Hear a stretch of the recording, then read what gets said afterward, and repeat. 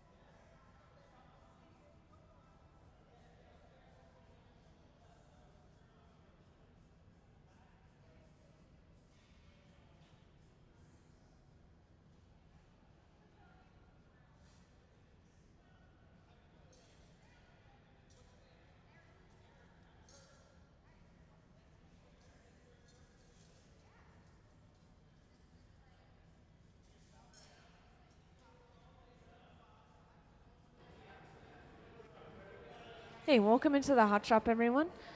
My name's Mackenzie. I'll be the MC.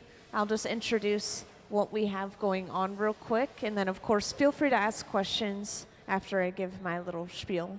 So we have a ton of people on the floor today. We've split the hot shop off into basically two different sections. Over here on the left and center bench, so more so the left side of the hot shop, we are going to be working large scale with some soft glass from the hot shop itself. And we're going to be making a large rig. And this is going to have an individual section made by each artist that's working over on this side of the hot shop. They'll make those sections and then they'll bring them together and actually finish the piece off, which we have a rough sketch on the floor. It's technically upside down from where you guys are sitting. So these two, I guess, tubes will be coming up towards the ceiling. And then we also have, on the other side of the hot shop, a bunch of flame working that'll be happening over here, so a lot of pipe making.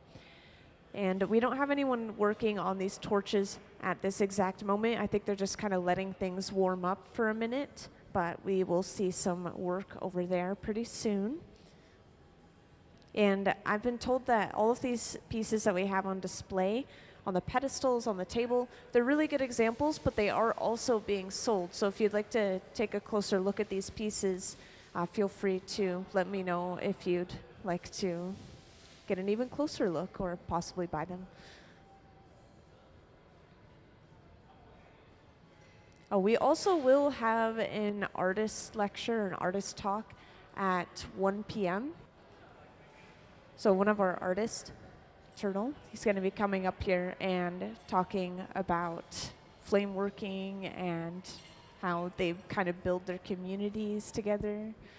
It'll be a really interesting talk.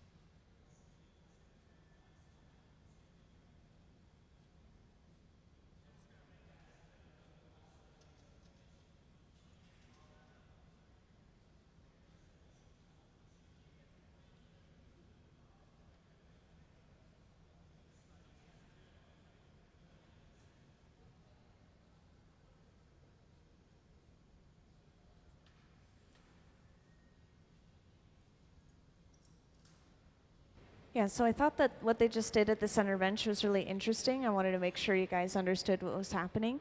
So we had a kiln shelf, or basically this tray that we carried over, had all these little pieces of glass on it. Those little pieces of glass are called marini, and this is a pretty interesting concept. Basically, you can layer or add multiple colors together and then eventually stretch this out into this long rod. When you cut that rod open, you look at the cross section and you have this pattern that is throughout the entire rod because you layered the glass together. So that is called marini. We have a bunch of those little pieces of marini laid out on a tray, which we just picked up on the end of the bubble. And that's apparently called a plunger pickup, kind of just the same motion as using a plunger. And that is a hollow bubble of clear glass that we use to pick up all those little patterned pieces. So we'll see what they do with that next. They're going to make some component or cup out of this glass, and then they'll set it aside temporarily. Because again, later on, we're going to be bringing all of these pieces of glass that we're working on in the hot shop together to make one big piece. So yeah, for now, it's basically a lot of prep work and preparation. Also, you'll see us working with this quite a bit, so I'll point this out. This is the garage. This silver box sits at just about 1,000 degrees Fahrenheit, and we have pieces that we worked on maybe yesterday or days before sitting inside of there, warming up to that healthy temperature, and then we can just pick them up on the end of our pipe and continue to work with them and add them to our piece.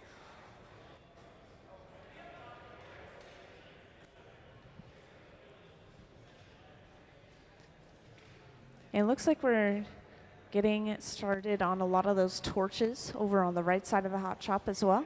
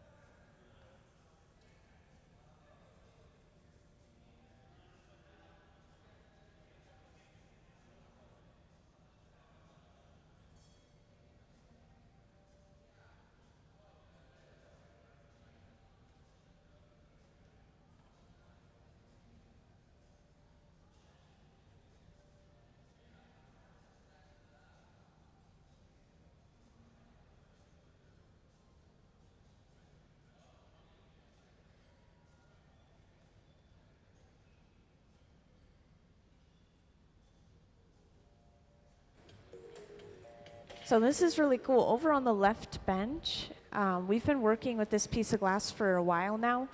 I don't know if all of you were here for this, but earlier they pulled out this cup of colored and patterned glass, and it was a little bit too cold, so when they stuck it inside of the furnace there, it actually popped and broke apart inside. They were able to pick it up on the end of the pipe again and salvage what pieces they could that didn't have a bunch of debris on them. The ones that do have debris are on the floor, but we were able to salvage a large amount, and that's the piece that we're working with right now is the salvaged leftovers.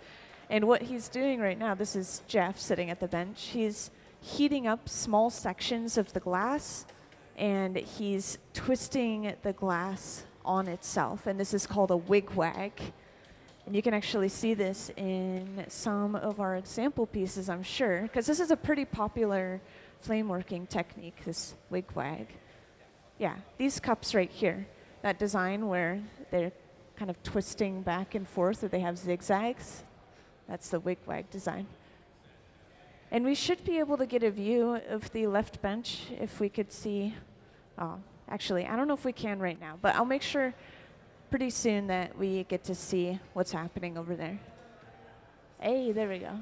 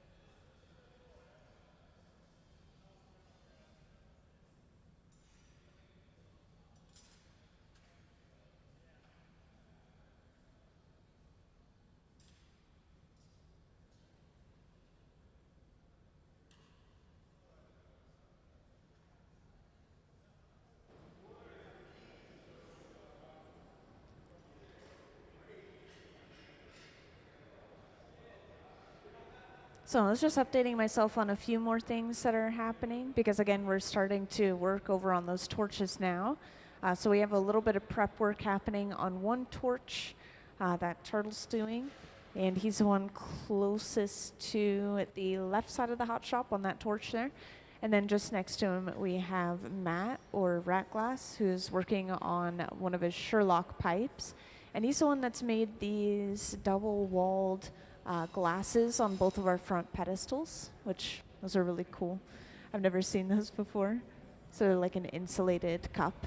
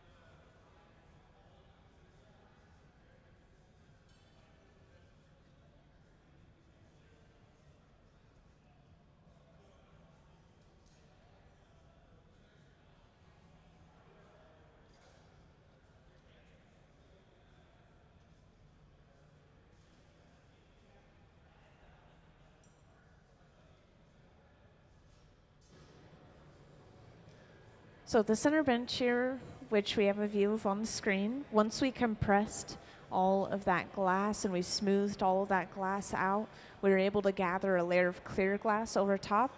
We usually don't want any colored or patterned glass directly on the surface of our piece. Otherwise, it has the chance to kind of chip and break away throughout the process when we attach pipes to the bottom and when we finish the piece off.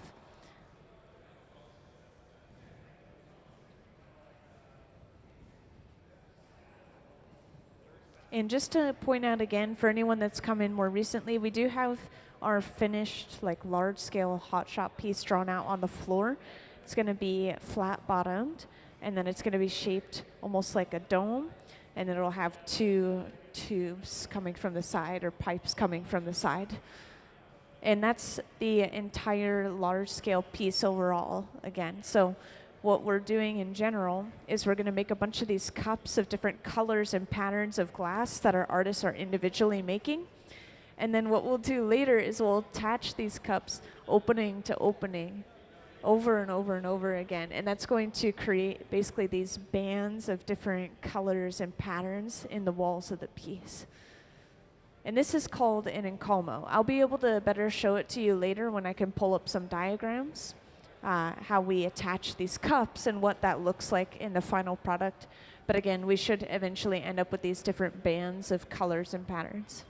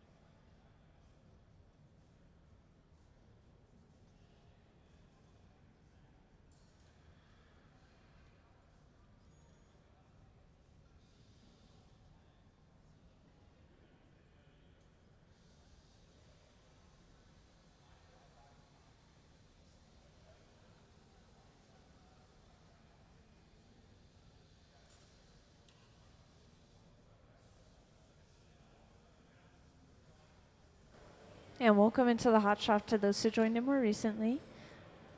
So I see a lot of you looking right here in the front. This is a really impressive system right here. It's called a lathe. And we are just fixing something up. This is Turtle working on the torch at the moment. He's made a ton of pieces that we have on display, including, of course, these turtles made out of borosilicate glass right here. We are eventually also going to see a goblet made on this lathe. They told me similar to kind of like what you see right here, maybe just a little bit of a smaller scale. And then, of course, just as you guys were coming in, I don't know if you heard my whole explanation, but I was talking about the large-scale project that we'll see in the hot shop over here. So we have the left and center bench dedicated specifically to this large-scale piece. That's a collaborative piece between all these artists working in here right now. They're all making these cups of colored glass. And I had an example. I don't know where it went. Basically, it's just a cup with a rounded bottom. And we will make, each artist will make one of these, set it aside, just let it stay warm. And then eventually we'll start connecting these cups opening to opening. And that's going to create bands of color in our finished piece. We have a ton of pieces on display on our front pedestals and on the front table. Feel free to take a closer look at these. And if you're interested in possibly buying them, I know that a lot of them, if not most of them, or all of them, are for sale.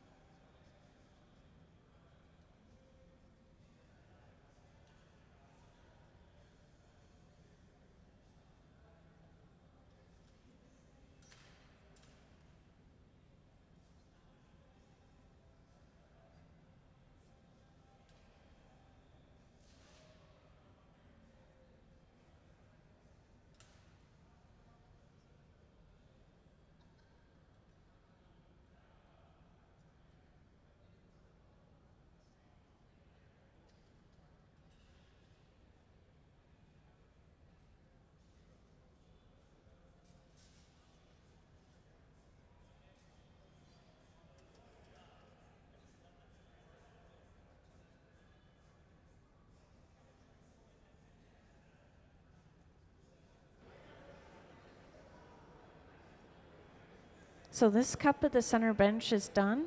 We apply a little bit of water to that connecting point. We brought over a heated fork that will stick inside and use it to carry over to the garage, which again, this box right here is what we're pulling things out of and keeping things inside of at 1,000 degrees Fahrenheit. You could think of it as basically putting a piece on pause when we put it in there. So we'll just be able to pull it back out later on and start attaching it to those other cups and using it more. And then we just continue. So again, we'll kind of see different artists cycling, sitting on the benches and working on these cups. And then eventually we'll start connecting them all together and turning them into this large rig right here, which is upside down from your point of view, by the way. So it'll be flat on the bottom and then kind of dome-like.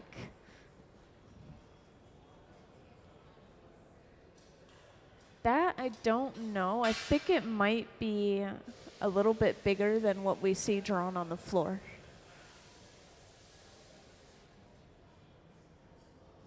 Because they were talking about it earlier, and they said that this wasn't to scale drawing.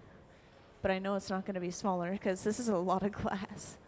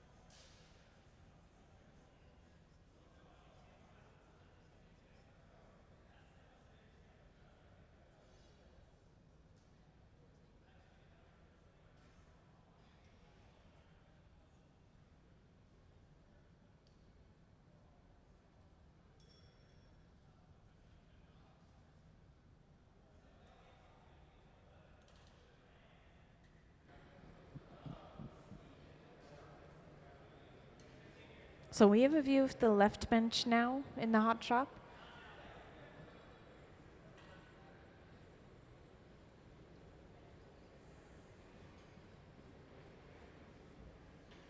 This design is one that we've been working on for a moment here. We're blowing into a mold on the floor. Could consider this an optic mold. Basically, we have pushed these ridges into the side of the bubble.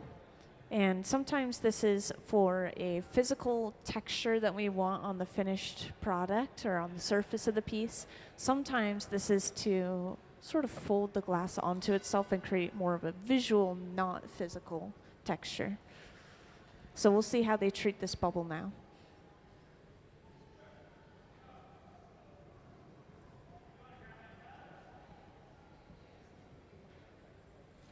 Also, this is where we're getting all of our glass in the first place. This tank with the closed door that we are dipping inside of right now. This is the glass furnace. And it sits at just about 2,100 degrees Fahrenheit. It's completely filled with clear molten glass inside of a large ceramic crucible. And I specifically mentioned clear, so this is all only clear glass inside of that tank. We have to add our color through other means.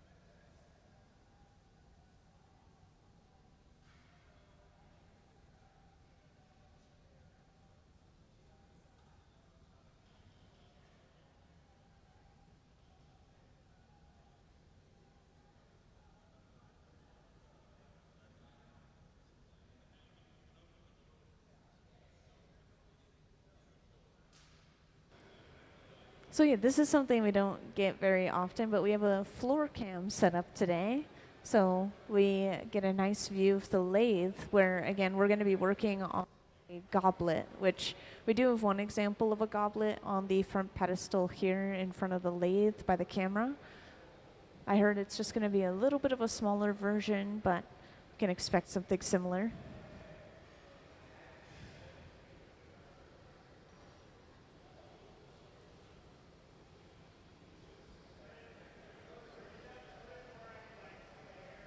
And we just pulled out a patterned cup of glass at the center bench right here.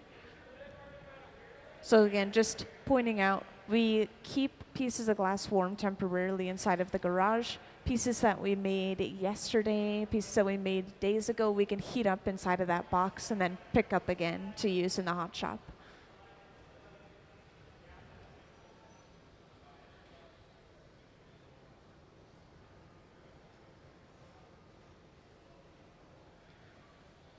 Yeah, and do we have a slide to show off the encalmo process? Preferably one with more than 2 sections.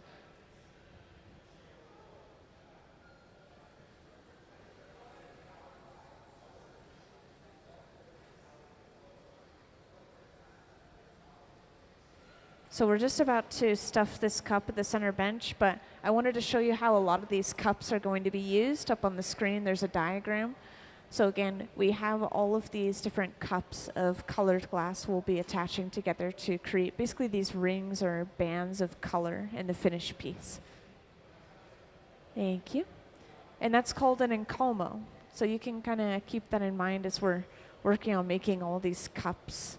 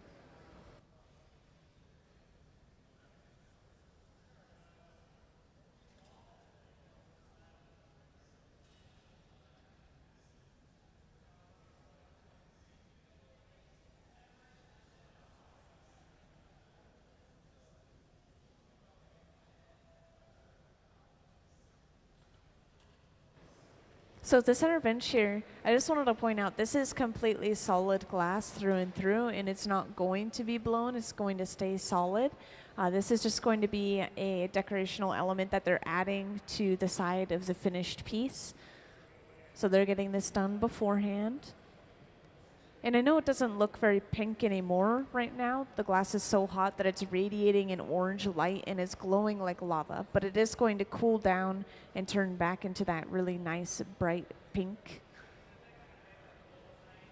We're using the jacks right now, these 2 metal blades, to section the glass off.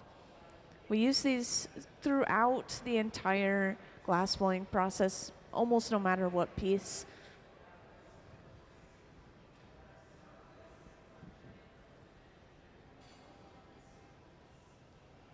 And I'm imagining this will be shaped. So we're preheating a graphite paddle.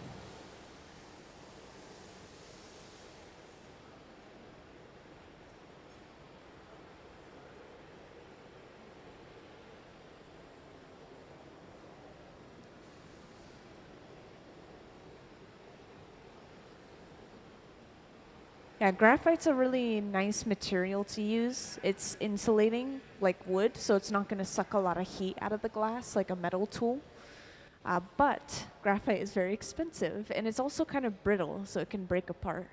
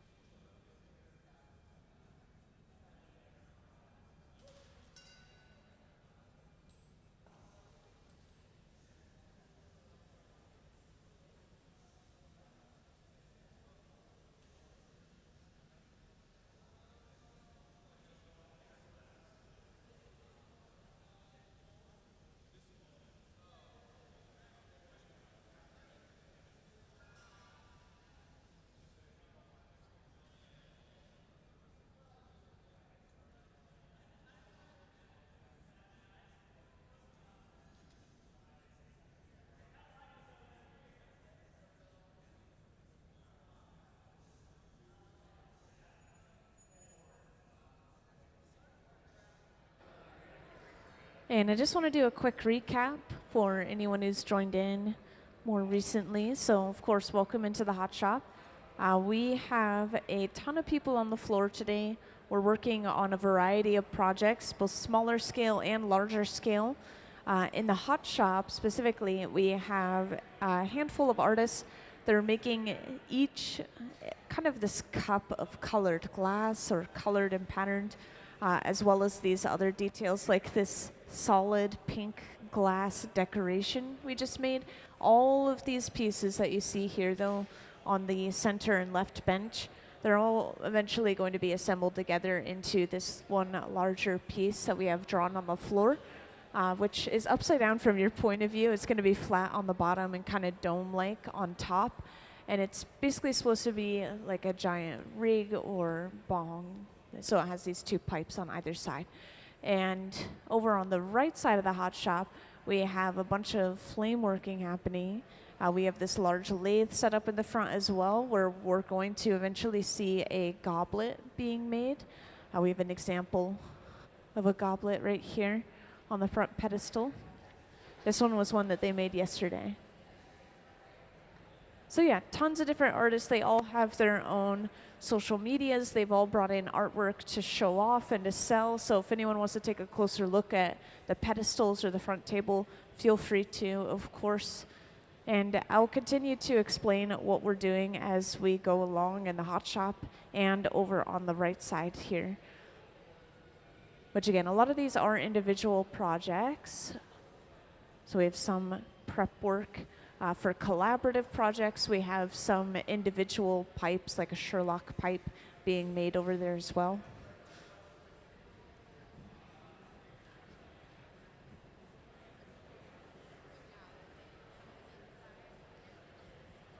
Yeah, so we have to preheat the glass up to, I think, over 1,000 degrees Fahrenheit. It's not going to make it malleable quite yet, but we don't want to go straight from room temperature or solid to just blasting it with that molten heat.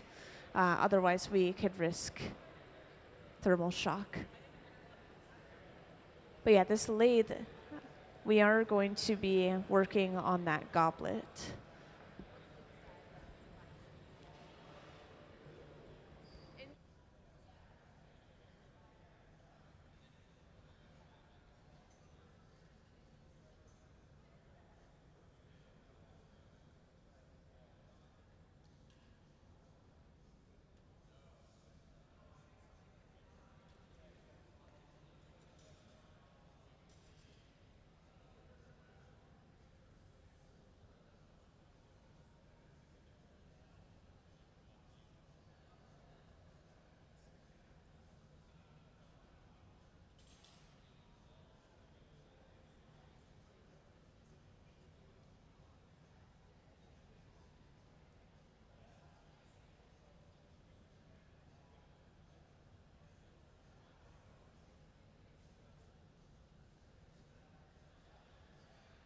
Yeah, I missed that. So I guess I should be updating my prescription for my glasses. But we put some frit, or basically little stringer pieces, which are these shards of colored glass. And we're preheating the glass like I thought, but eventually we're going to heat it up even further until those little shards start to stick on the inside of the bubble. And he was just telling me that this is the same way that the pattern was made for this goblet right here. I'll just pick it up to show you guys very carefully. But yeah, so this is those little shards. They were melted and stuck on there, and then he heated it up further and twisted the glass onto itself in a wigwag pattern. And we did see this wigwag pattern earlier in the hot shop as well, over on the left bench, which is kind of cool. So we can do this both on the torch and over in the hot shop.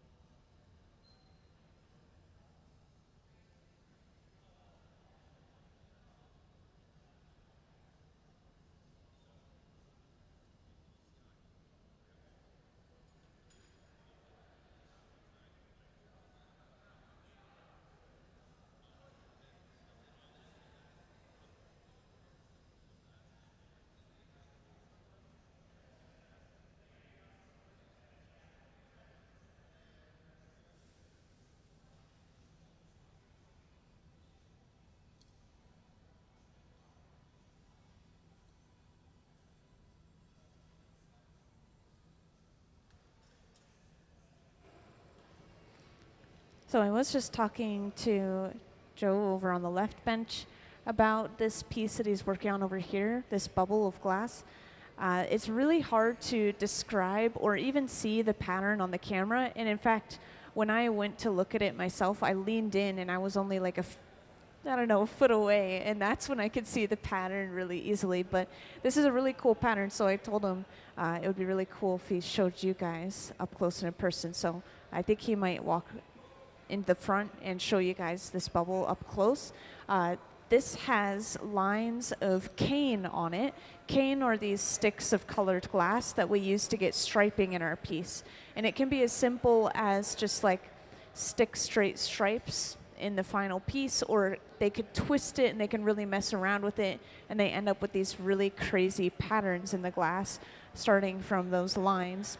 So we have these really, really fine lines of white in this bubble. He's stuffed it inside of a mold. He gave it a light twist. He said that he's just kind of creating a crazy pattern. He's just kind of having fun with this one. But it's really cool. I want to make sure you guys could see it. And again, this is just one bubble or one component of many that'll all be assembled together later on.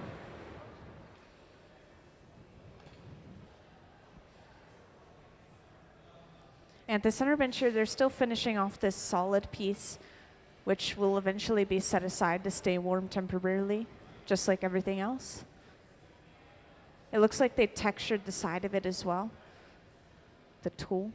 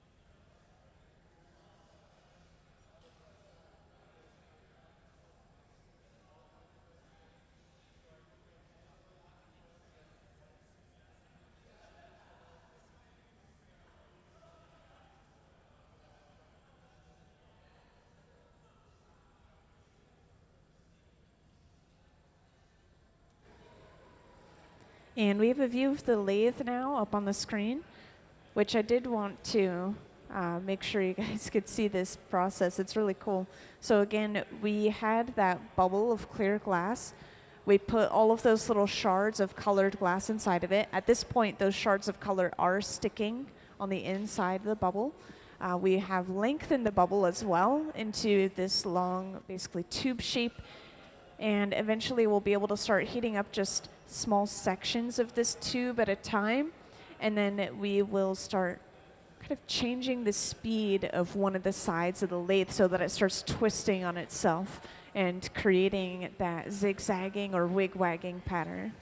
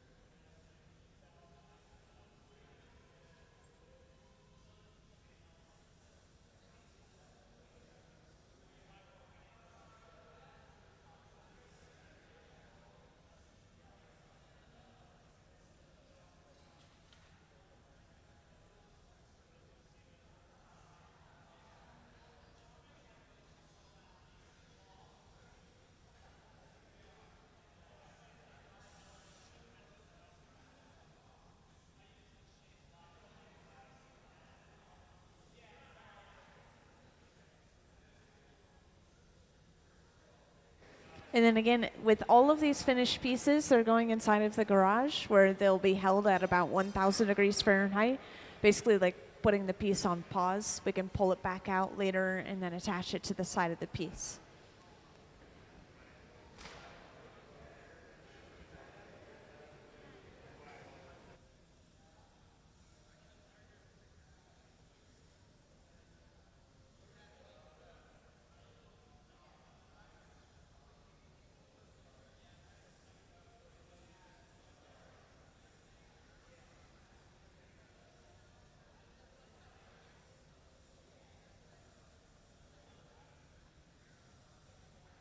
Oh yeah, something I haven't pointed out in a little while to those who joined in more recently, we have an artist lecture planned for 1 p.m. today. So one of our artists on the floor is going to come up and he's going to talk about specifically kind of how the flame working community is built and how they form these groups and how they all get to know each other and work on these projects. So that'll be an interesting talk. Again, at about 1 p.m. So usually whenever we have a good stopping point in here.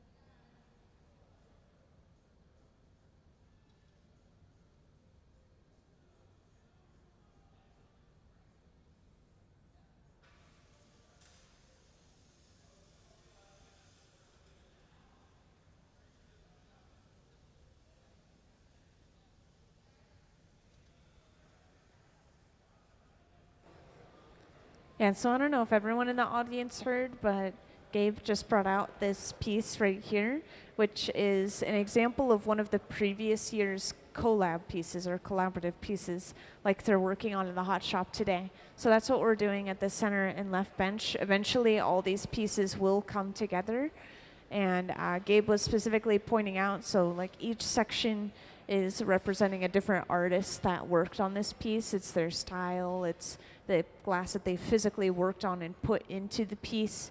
And yeah, eventually all that glass will come together.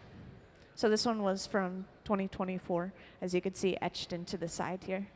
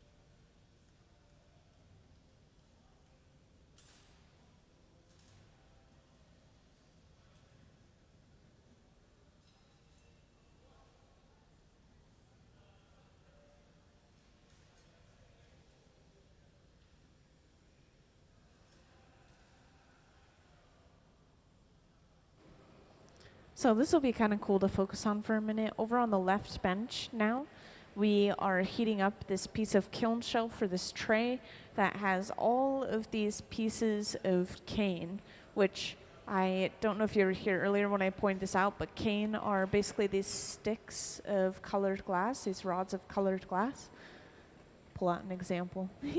This one's a really simple example. It's just one rod of color all the way through, but you can have different layers of color, or you can get striping in the piece from these rods of cane. We cut this up, so we have a bunch of these really short pieces, and then we laid them out on a tray over there, which is what we're heating up right now.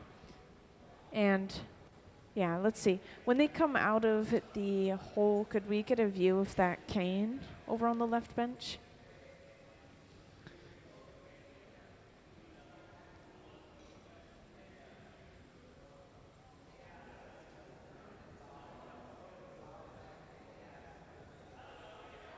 Yeah, we'll see if this works. So over on the left bench again, we have that tray of cane. The reason we're heating it up as we are right here, we want to heat it up enough for all that cane to start sticking together, but not so much that it starts sticking to the tray that it's on. So a little bit of a delicate balance. Could we have a view of the left bench now, please? Thank you. There we go. So we could see this up on the screen pretty good now. All of those different colors. It looked like they had different really light purple, pink colors laid out on this tray. So they will start heating this up and compressing it all, getting rid of some of those air pockets, those gaps in between the pieces.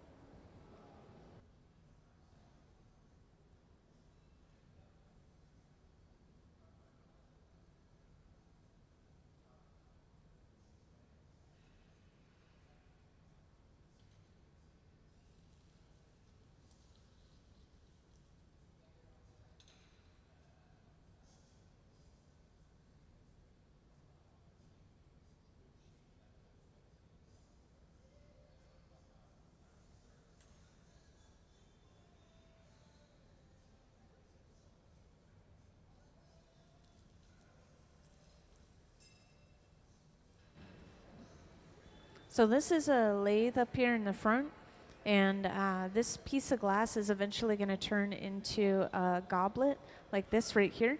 This is the one that they made yesterday, and I heard that this one might just be a little bit smaller, but kind of a same style where we're eventually going to have that swirling or zigzag pattern on the inside of it.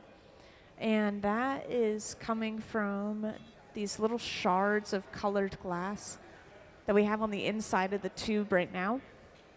And with those shards of color, if we heat up a section of the tube at a time and then twist it back and forth, we'll end up with that, yeah, sort of zigzag pattern. This is called a wigwag, by the way, that specific pattern.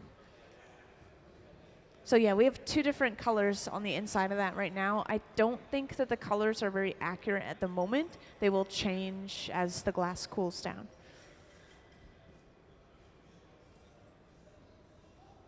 And yeah, it's not very often that we get to see any of this stuff over here. The lathe, any of the flame working in general, which are using torches on these tables.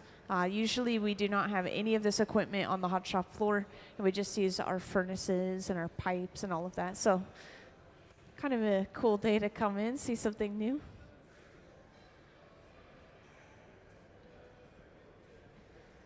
Yeah, we have various projects happening on the torches over here as well. Some of them are just like a little bit of prep work, and then right here, I think we're working on a Sherlock pipe, as you could see. We're almost done with that little Sherlock pipe. We have some finished examples here on the table.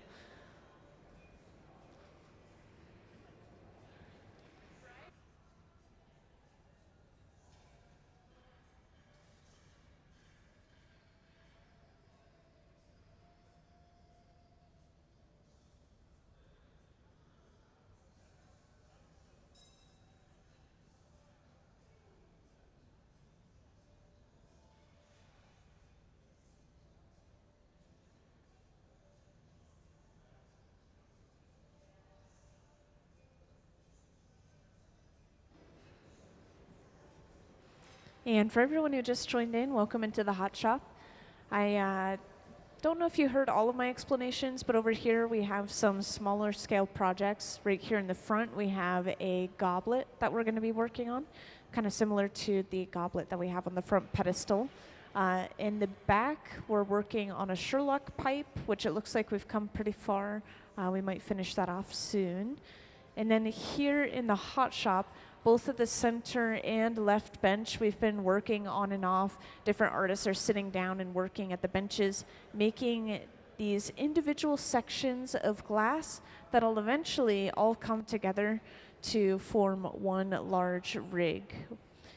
And the design for this one this year is drawn out on the floor right here. It's going to be a lot more dome shaped, so you're looking at it upside down right here, flat on the bottom, and then a dome. We're working on one of those sections now over on the left bench, with all these little short, colorful pieces of glass called cane. We're going to eventually turn this into a cup of colored glass, which becomes this band of colored glass. It's a pretty complex process. I think that this piece is so large and complex that we won't see it finished until the end of the day, basically. It's an all-day project. Oh, and look at that. We're just picking up that cane right now on our pipe.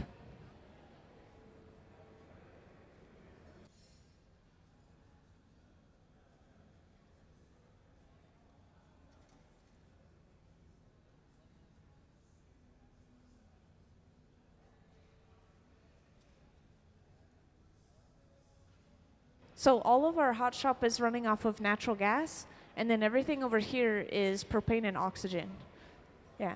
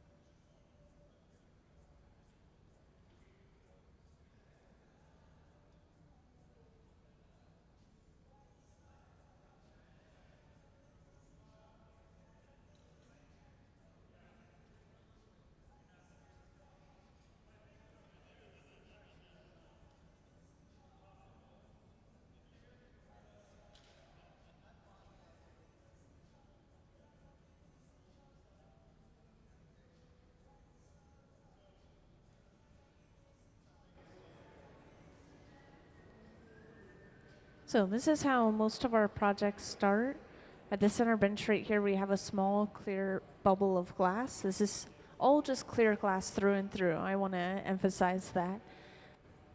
We had to add our color through various ways, which we get our color shipped in. It's just colored glass itself that we melt and then add to our piece usually.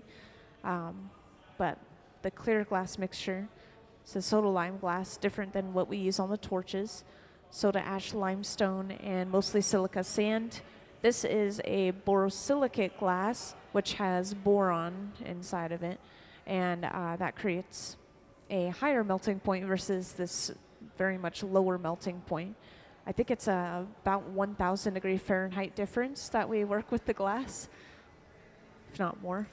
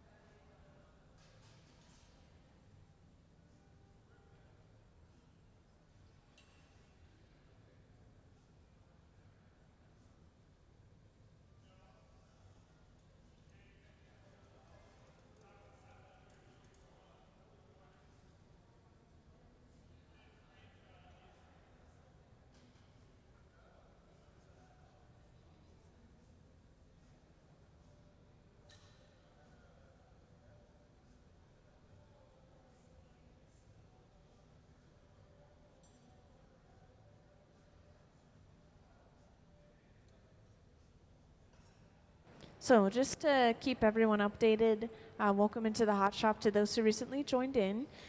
We have this example piece that was brought out not too long ago right here on this table. And this is a large rig that was made in our hot shop like they're doing right here in 2024 for this same event, this same weekend. So it's just an example piece of, I guess, how these individual sections of glass will come together eventually, because that's what we're working on right now here at the center bench, and over at the left bench we're just making all these individual pieces of glass that'll eventually come together and form one larger piece. And we do have a drawing for the one that we're making today. It's going to be kind of dome-like. It'll be flat on the bottom and then very dome-like on top with two tubes of glass coming out the sides. And that is definitely going to be an all-day process, all-day project. So we're just getting all of that prep work done right now. And then eventually, in, I assume, the second half of the day, that's when we'll start attaching everything and blowing things out. And yeah. It's a technically functional piece, but we've made one of these each year that we have had this event, and we have never used them or even really professionally displayed them yet. So they don't have a use quite yet. Yeah. But luckily, we at least get this one on display today.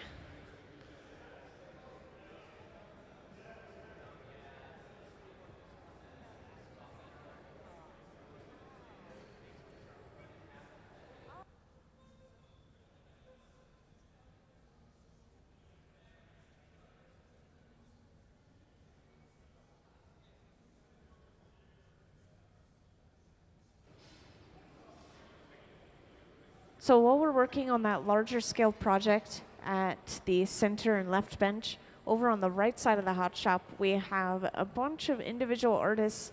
They're working on individual projects, they're working on collaborative projects, and we're also seeing this piece right here on the lathe, which is a goblet. Luckily, we have one that was made yesterday that'll be pretty similar to what we're seeing today, right here. Yeah. This one is using the same way of patterning the glass, where they put these little shards of color on the inside of the bubble, and then they start twisting that bubble back and forth onto itself, creating something called a wigwag. That's how we have those zigzagging lines, and that's what we've been working on, heating up these sections of the glass and then letting it twist on itself.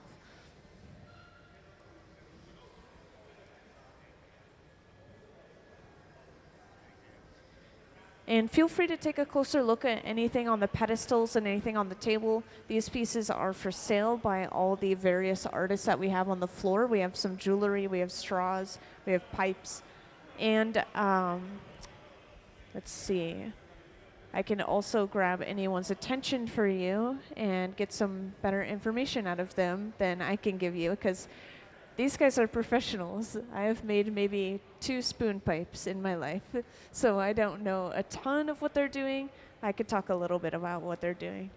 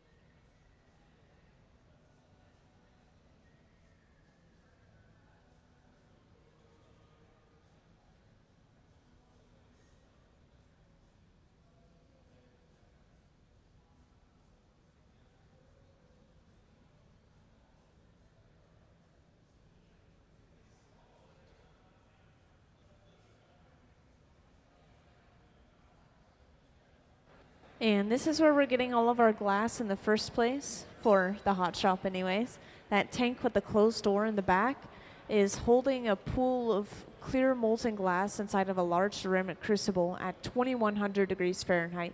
So that's the upper end of the temperatures over here. We've just gathered up a layer of clear over top of our color, and we are basically just adding mass to the piece. We're gonna have more material to work with now and blow out, and thicker walls, bigger piece. Meanwhile, again, the glass we're working with over here is a borosilicate glass. So this is a strong scientific glass. They use it for beakers and Pyrex containers. This glass, if you microwave it, it'll break.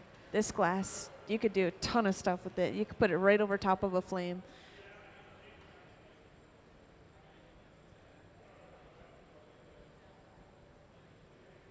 So the melting point of that glass is much higher. I think the torches get up pretty high, maybe about 5,000 degrees Fahrenheit or so. They're running off of propane and oxygen, so that oxygen really feeds the fire.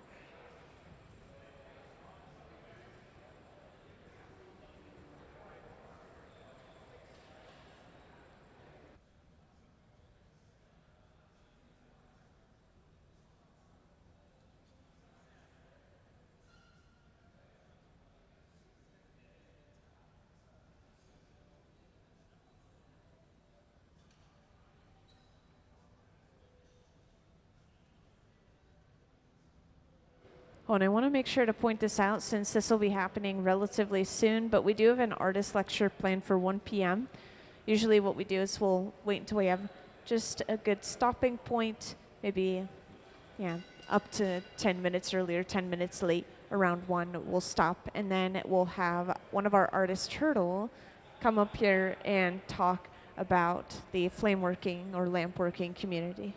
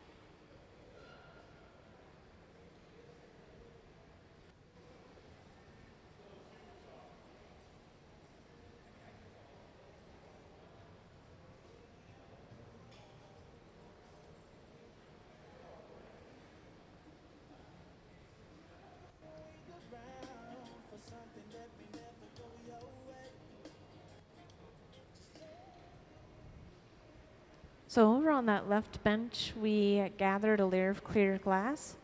We sat down and we used a block, which is a wooden spoon-shaped tool, to smooth and even that glass out. We'll do this a couple of times. That's what we're finishing off right now.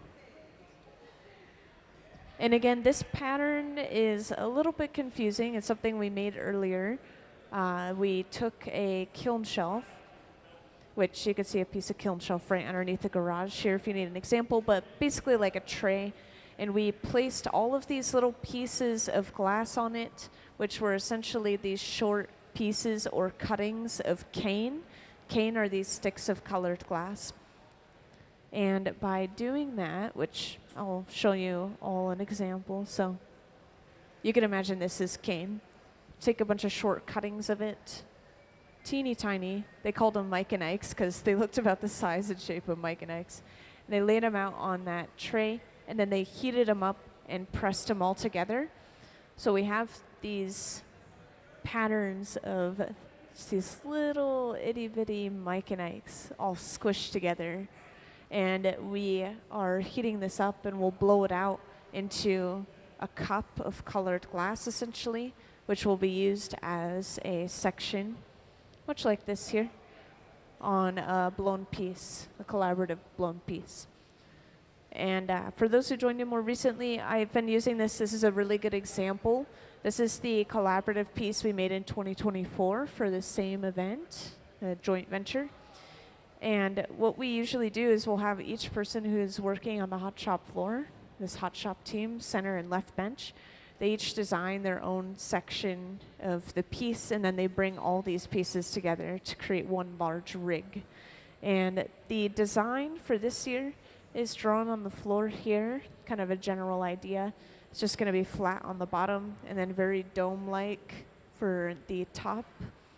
And then we will have these two tubes coming out the sides, which is what we've been working on right here, I assume.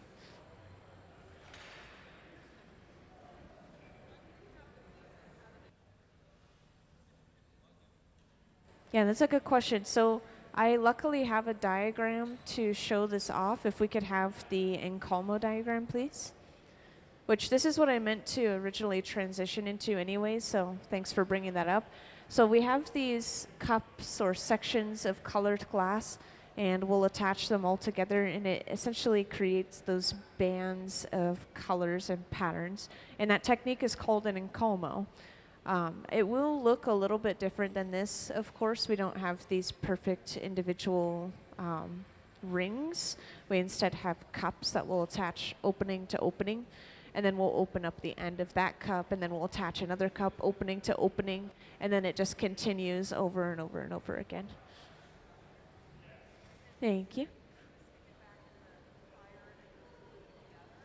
Yeah, so we use these handheld torches, which we're not using this one at the moment, but they're like these, essentially. Same in power and same heat. We'll heat up a small section, basically the rim of the cup, and that's all we need to do to attach the two together.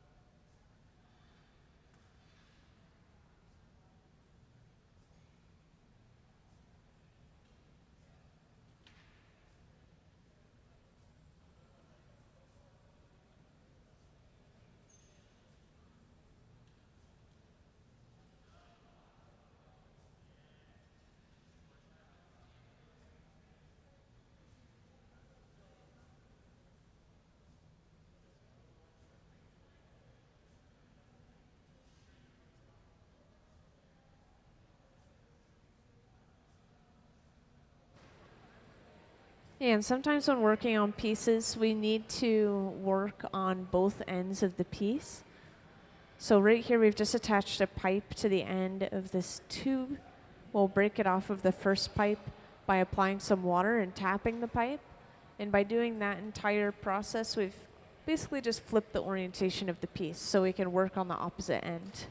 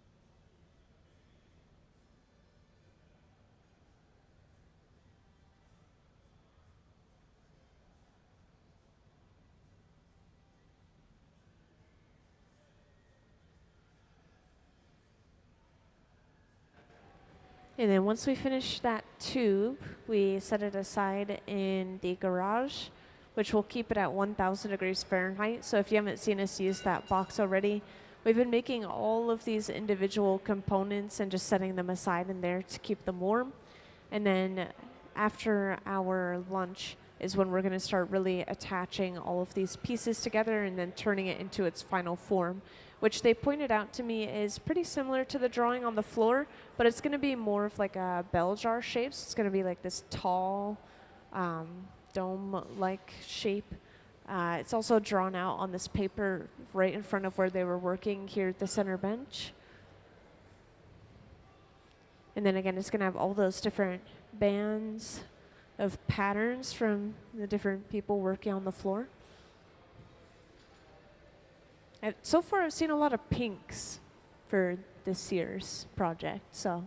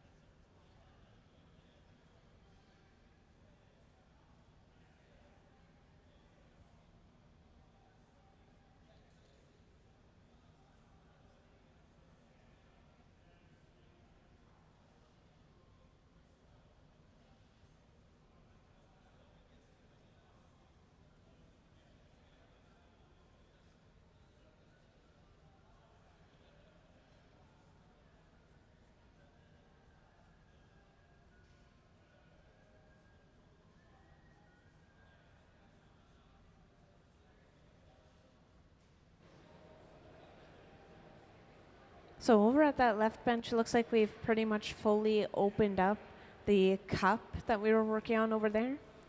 And again, the reason we're making these cups with the rounded bottoms, for those who just joined in or recently joined in, is we're eventually going to be attaching these cups together to create these bands of patterns and colors inside of the finished piece, just like this example piece right here from 2024 for the same event.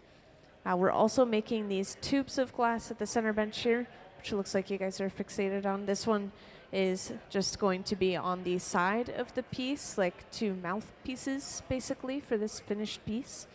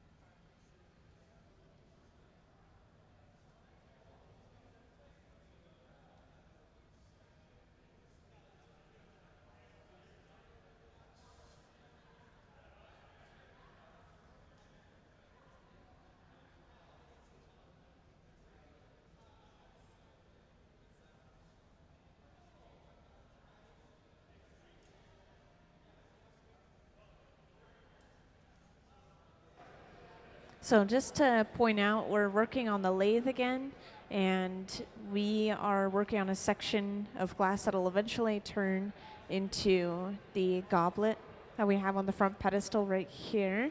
And I was just asking our artist what this is going to entail and what this is going to turn into.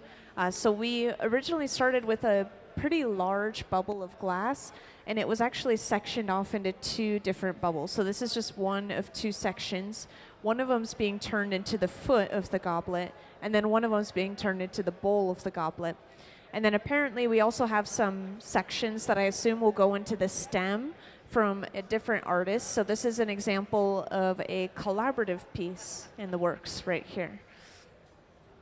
And of course, we're still continuing that larger scale collaborative project in the hot shop.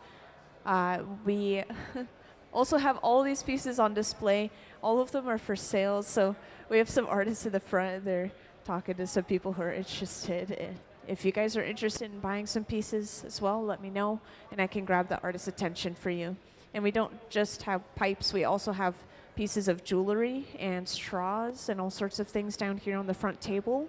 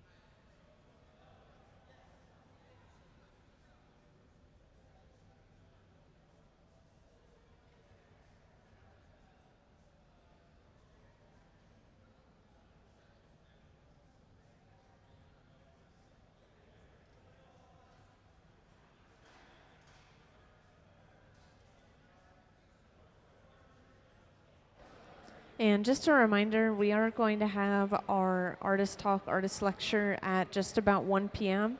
whenever we have a decent stopping point, so there won't be too much happening in the background. And then one of our artists, Turtle, will come up and talk on the microphone.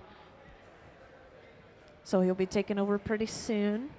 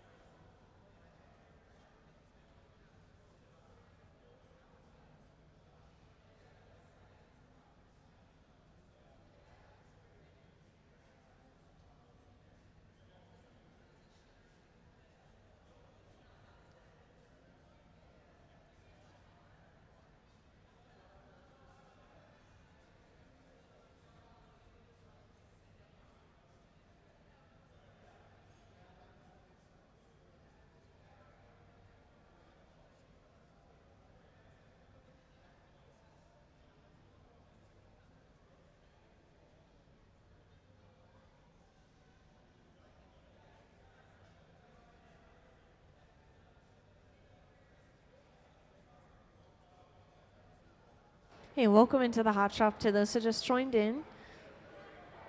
So we're still finishing some things off throughout the hot shop real quick. For example, over on the left bench, we are finishing off, I assume, a cup of colored patterned glass, cup with a rounded bottom. And what we do with these cups later on, we'll start attaching them all to each other, opening to opening, and that is eventually going to create these different patterned rings within our finished piece. So this is an example of a collaborative piece that we made in 2024 for the same event. We're doing that same thing each year that we hold this event. We make a big collaborative piece where each artist designs a band or a section of the glass. And yeah, the design for this year, it's going to be nice and tall. It's going to be almost like a bell jar where it's rounded or dome-like on top and then just kind of tall and skinny. And it'll have two arms coming from the sides.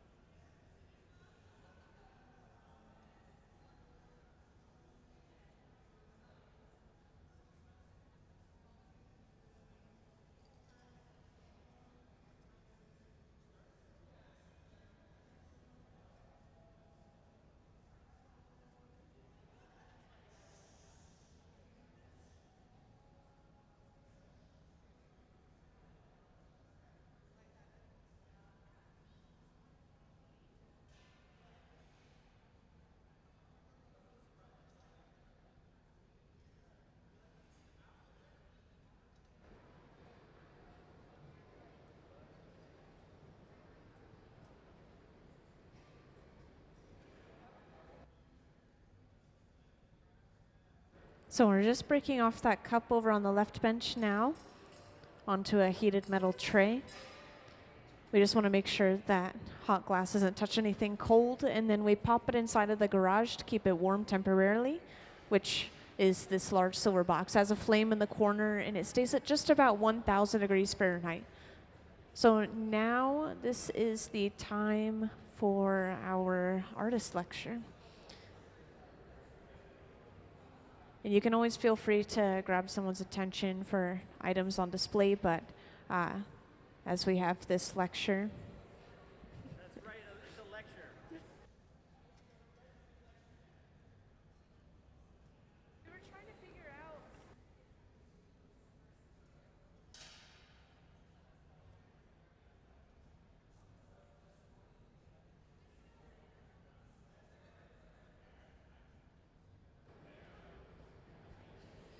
All right, everybody. Thank you for being here at this celebration of pipe culture, the 420 weekend. So this is the national holiday of cannabis smoking and pipe making. And so we're really thankful for the museum to have us here and get to share what we do and kind of share the culture of pipe making in the Pacific Northwest and kind of around the nation. So my name is Turtle, and yes, it is actually Turtle. It says that on my license. So I go by Turtle Time Glass, so that's kind of our glass handle. It's usually what is on our Instagram accounts, is kind of like how we know each other, or how we stand out from everybody else. So what I wanted to share with everyone is the series of events that really brought us together as an industry, as a craft, and the things that what I thought helped us stand out from a lot of the other glass movements in America. And so those events are trade shows, flame-offs, and projects. Oh, is this I got a little clicker thing here. So on the picture is my dear friend Lace Face Glass. This was at one of the events. I believe that was at the Denver event, one of the after parties. Let's see if all right. So a quick overview. We're going to talk about trade shows, flame-offs, projects, and then I'm going to talk about 3 specific events, kind of the early founding events that happened that really exploded into a huge network of events across the country.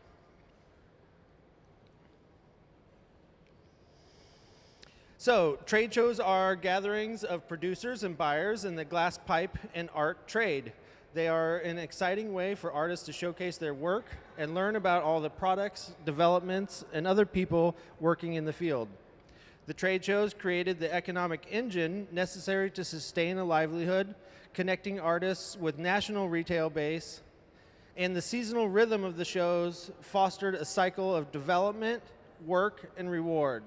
That it kind of created a seasonalness to what's happened. We would get together, a lot of times it was like twice a year for the main trade show, so that we would have a 6-month cycle, that we would go to the show, we would see all of the innovation that everybody brought to the, to that show. We would go home, we would kind of incorporate all that stuff, design the next series of work, and then we'd be able to get to the show and have kind of like the big payoff. That like you went home, you worked, you focused, you get to go to the show, unveil your new take on what had happened, and that you get a big influx of money to be able to sustain for the next 6 months. You get, between the sales there and the orders, that it created this natural cycle of development in our industry, and gave us enough money to go from just kind of living hand to mouth to actually like having a sustaining livelihood where we could have families, and just keep going. So I've listed a couple of the main trade shows that have happened. We have the Tucson Best Bead Show, the Glasscraft and Bead Show, the Champs Trade Show, American Glass Expo, the Big Show, Glass Vegas, and the Glass Roots Art Show. So the first events that I could really find that were focused around the lampworking craft.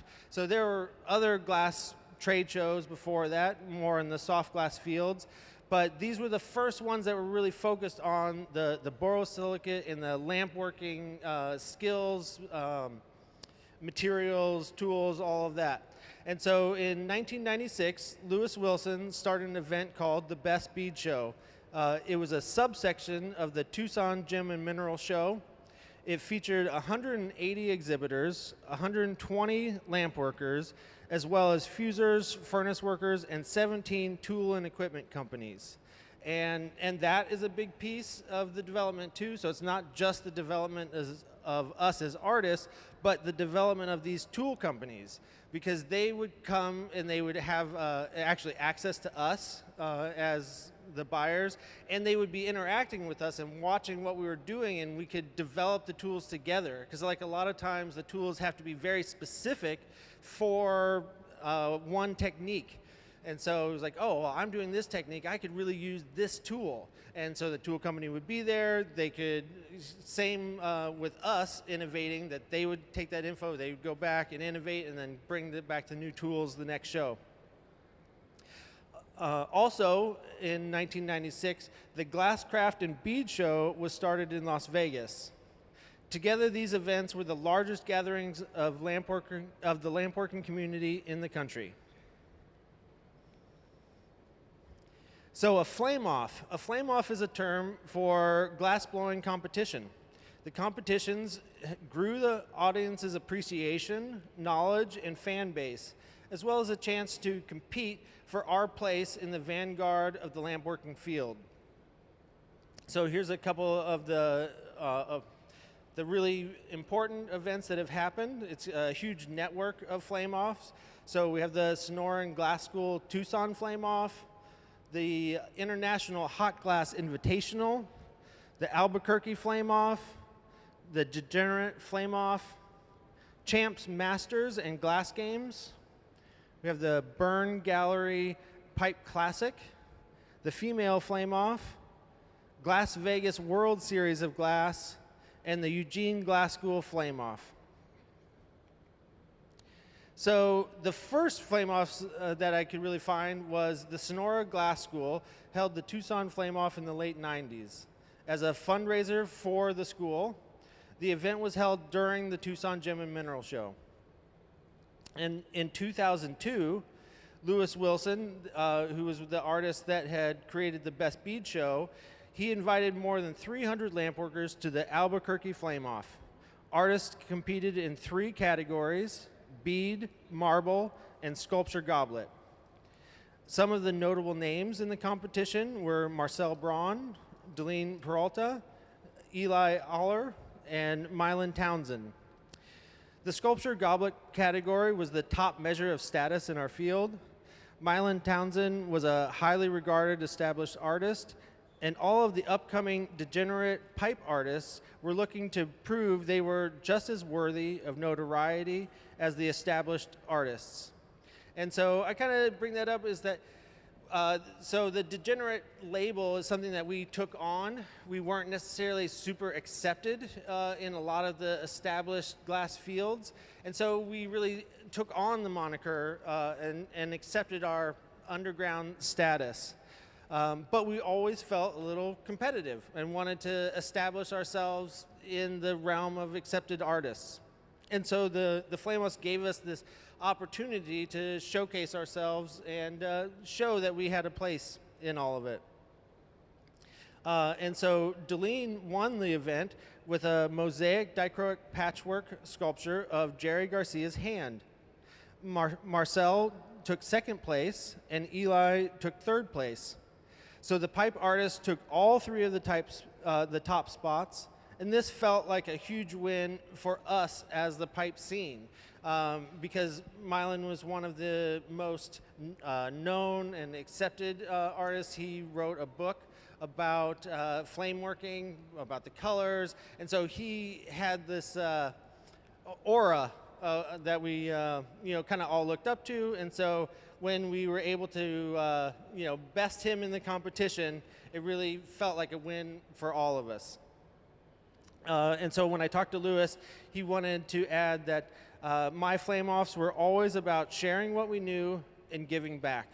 And this sentiment is a through line for all of the events, that yes, we're there competing, but it was mostly a celebration of us together, that even if 2 artists were competing next to each other, we would hold the kiln doors for each other, we'd assist. The goal was everybody getting across the finish line, doing the best work possible, and sharing the knowledge and the excitement together. So that is kind of just a crucial sentiment that connects all of these events. So here's a couple pictures. This is Lewis, the big picture with the top hat. He is naturally quite the showman. And so at the first one, it was still a very small and intimate event. On the left there is Mylan Townsend working. And so this is the piece that Deline took first place for. So this dichroic montage hand of Jerry Garcia holding a fairy. And so this is an incredibly complex build that she was able to do, wrapping the dichro. Yes, and Deline is here with us today. So just a really complicated build to do, bringing a lot of different prep pieces together and really just showcased the complexity that the pipe making was bringing to the form. That we were taking all of these intricate pieces and putting them together. And so then on the right side, you can see Marcel's octopus and Eli's goblet. And so that was second and third place. Projects. Projects are a collaborative fundraising event. It was a way for the community to pull its resources together to achieve a public good. A studio will host a gathering of artists to make collaborative pieces that will be auctioned off to raise money for the designated cause. This has ranged from artistic relief funds or artist relief funds, school art programs, and constructions of parks. And so some of the really notable examples are the Colorado Glass Project, which I believe was kind of the starting project. That was like the first one where a bunch of artists got together, and it was both about us getting together and seeing if the energy that we had when we all came together, if we could put that energy into some good project. And then from there, the Michigan Glass Project, the Oregon Glass Project, and the Arizona Glass Project. So the Michigan Glass Project was the biggest, the longest running of all of the projects. I think they just took a hiatus last year, but we were very hopeful that it will continue. And so you can kind of see on the right how big it got, that we had a tremendous outpouring of people attending. And so Detroit hustles harder. This was these artists living in Detroit, where economically it's kind of collapsing down on itself, and they wanted to use the energy they had to make sure that they kept art programs in the schools. And so all the artists would come together, and we would make all these beautiful pieces, and we'd put them out for silent auction, which you can kind of see there on the left. And so then all the money raised from the auctions would go to maintaining the art programs in school. And so this is a really special event to all of us, and so I wanted to give it a special highlight. Before I go on to this one, I wanted to throw out one other thing, is that the Eugene Glass School Flame Off was before this event, and was one of the founding events of the Flame Off as an event structure. And that was something really special and dear to all of us, the Eugene Glass School. I didn't necessarily have a lot of time to put those slides together, so at some point I would revisit that event and that space. Super important for all of us. So then in the fall of 2008, we had the International Hot Glass Invitational. So Will Boxfan Menzies teamed up with the Glass Craft and Bead Show to produce the International Hot Glass Invitational. The best flame workers from around the world were invited. Flame working can be broken down into 4 distinct families. We have the bead makers, the scientific glass blowers, the artists and craftsmen, and the pipe makers. While there were many important collaborative relationships between these groups, as the black sheep of the family, the pipe artists were hungry to prove themselves. There were 12 teams were invited to race against the clock. The bead community hosted us, representing these other 3 groups. Lewis Wilson was the master of ceremonies. The play-by-play announcers were Jason Harris and Jenny Knutson. And it was April 3rd, 4th, and 5th, 2009. And so this is just a quick rundown of the teams. So 12 teams of 4 people. So this was a huge event. And it was held in an arena at the South Point in Las Vegas. And so it was an incredibly huge space. This was the biggest, most ambitious event that had ever happened. So we have the Eugene Glass School, as I had mentioned before. This was kind of a group of the pipe makers. Both Deline and Matt are here with us today. We have Team Rocker, which is Ham, Carlin, Marcel, and Eli. And so that is another group of the pipe makers. Team Centrifugal, captained by David Sandage. And he was kind of one of the really accepted lampworking artists. Team Pontil Motion, Team Frable. So Frable is a really famous lampworker. He does a lot of the lampworking for like Disney, and so he was one of the teams representing the artists and craftsmen along with David. As well as Men in Black, captained by Mylan Townsend. We have Team Pitagora, captained by Bandu Dunham. We have Onion Mountain with Eugene, Chaz, Nady, and Eli, so another one of the pipe teams. Team Weinmeier, Bern Weinmeier is from Germany, and he is kind of a scientific worker.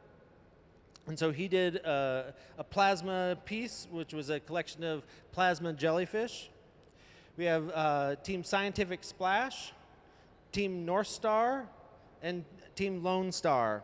So Team Lone Star was also one of the pipe making teams, as well as Team North Star. So in this picture, we see Julie Riggs, who is kind of one of the crossover people. So she was a pipe maker, but was on Team Scientific Splash. In the middle, we see Team Rocker, and they built a 12-foot tall rocking chair. So this was, we were in the competition. It's about making a giant spectacle and really showing our understanding of the material and how far we could push it. So yeah, so a 12-foot rocking chair. It was an incredible achievement.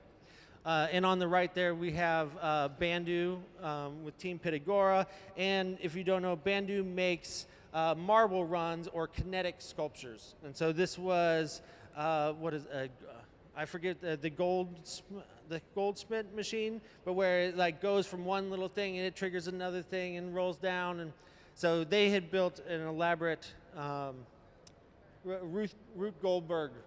There you go. Thank you. So the significant moments of this event was the spotlight that it created justified the investment of time and resources for the artists to collaborate to push the limit of their skills. And so a lot of us are just kind of existing in our own studio space. To get together, is a huge investment of time and resources. And to do something so ambitious, there could be hundreds to thousands of dollars in materials for these projects. There was easily months of prep in some of them. So these artists had to justify that they're going to take 2 months out of their working time to develop some new idea, that is incredibly ambitious and using thousands of dollars in materials.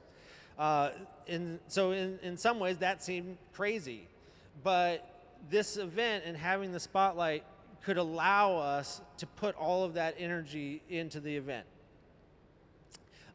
It created, as I said, the opportunity for us to prove ourselves in the eyes of the community, that we had these representatives from all these different groups, and we were able to show not only did we belong in them, but that we were leading the edge of the skill and capacity of our material. It was crucial in building the camaraderie among us as a community as a whole, both all 4 of those families together and us as a pipe making community. One of the really important things that happened was it was the introduction of boro crucible work. So everybody familiar with the soft glass, we know that you work out of a furnace, we do these big dips, and in the boro world, we are working just straight from cold glass, and so getting a huge mass of material wasn't really possible for us. And so North Star is one of the companies that makes our color. So they're naturally working with these crucibles to make all the color, and they had the knowledge and the tool set ability to make these specialized kilns and develop these techniques. So Team North Star sponsored the team, which was Clinton Roman, Banjo Matt, Darby Holm, and Scott Deppy. And so these were like the top 4 elite people in the industry. So getting these 4 together just in the same room was a major achievement. And so to give them the backing of the company for all these resources really just completely changed what was possible for us. So in this moment was the unveiling of, like, you could gather boro in the same way that we do with the soft glass to have this huge mass, and then what are we going to do with it? And then the final one was that the scale of the event really pushed us to push the size of what boro could do. That traditionally boro existed in a much smaller form and kind of like the goblet and sculpture area. And so again, like with the 12-foot rocking chair and what Team North Star made, it completely changed what we thought of the scale of what could be done with boro. So Team North Star took first place in People's Choice with this life-size replica of the human skeleton chandeliers. So this was inspired by work that was done in Czechoslovakia churches, that they had events where they lost a lot of people, and so they used the remains to build these shrines. And so they used that concept into this project. So pulling these giant femurs, the life-size skulls, and it's all built on a metal armature so that they would build individual pieces and then kind of bead them onto the armature. And so by breaking up how we were putting the pieces together, we were changing the limits of the scale that we could work. Team Scientific Splash, they created this amazing motion. It was as a steam-powered contraption that had these 3 spinning figures within the center, surrounded by the other performers. And so they were using a lot of their scientific knowledge into the piece to create the motion, and so they were kind of bringing that special knowledge that they had into the mix. And then Team Rocker took 3rd place with this amazing rocking chair. So that happened in April of 2009. And so then, fresh on the heels of the IHGI, in June of 2009, a glass artist, Murr, partnered with Justin Shepard and the Cornerstone crew to create an event to celebrate the center of glass pipe culture, Eugene, Oregon. What started as a small gathering of original or OG pipe artists and a small group of friends and family quickly became the Mecca pilgrimage event of the pipe movement. While the spectacle was the competition, the purpose was a family convergence. Artists from around the world converged on this little block in the Whitaker district of Eugene. It was a place where newbies could set out their cases next to their heroes and talk shop. Here we were all family. And the DFO is still going on, and it will be coming up in July 24th through the 26th at North Star Glass. So The event started at Cornerstone Glass. This was a glass production studio, and they, with the suggestion from Murr, which is here in the top right, we have Ashley, Murr, and Deb. And so they brought their energies together to host us for this event. And so you can kind of see in the top left, it was a relatively crowded space at first. We only had a couple hundred people, but we had, the legend Bob Snodgrass. On the right, we can kind of see the way that we would have picnic tables out and people could just put out their glass.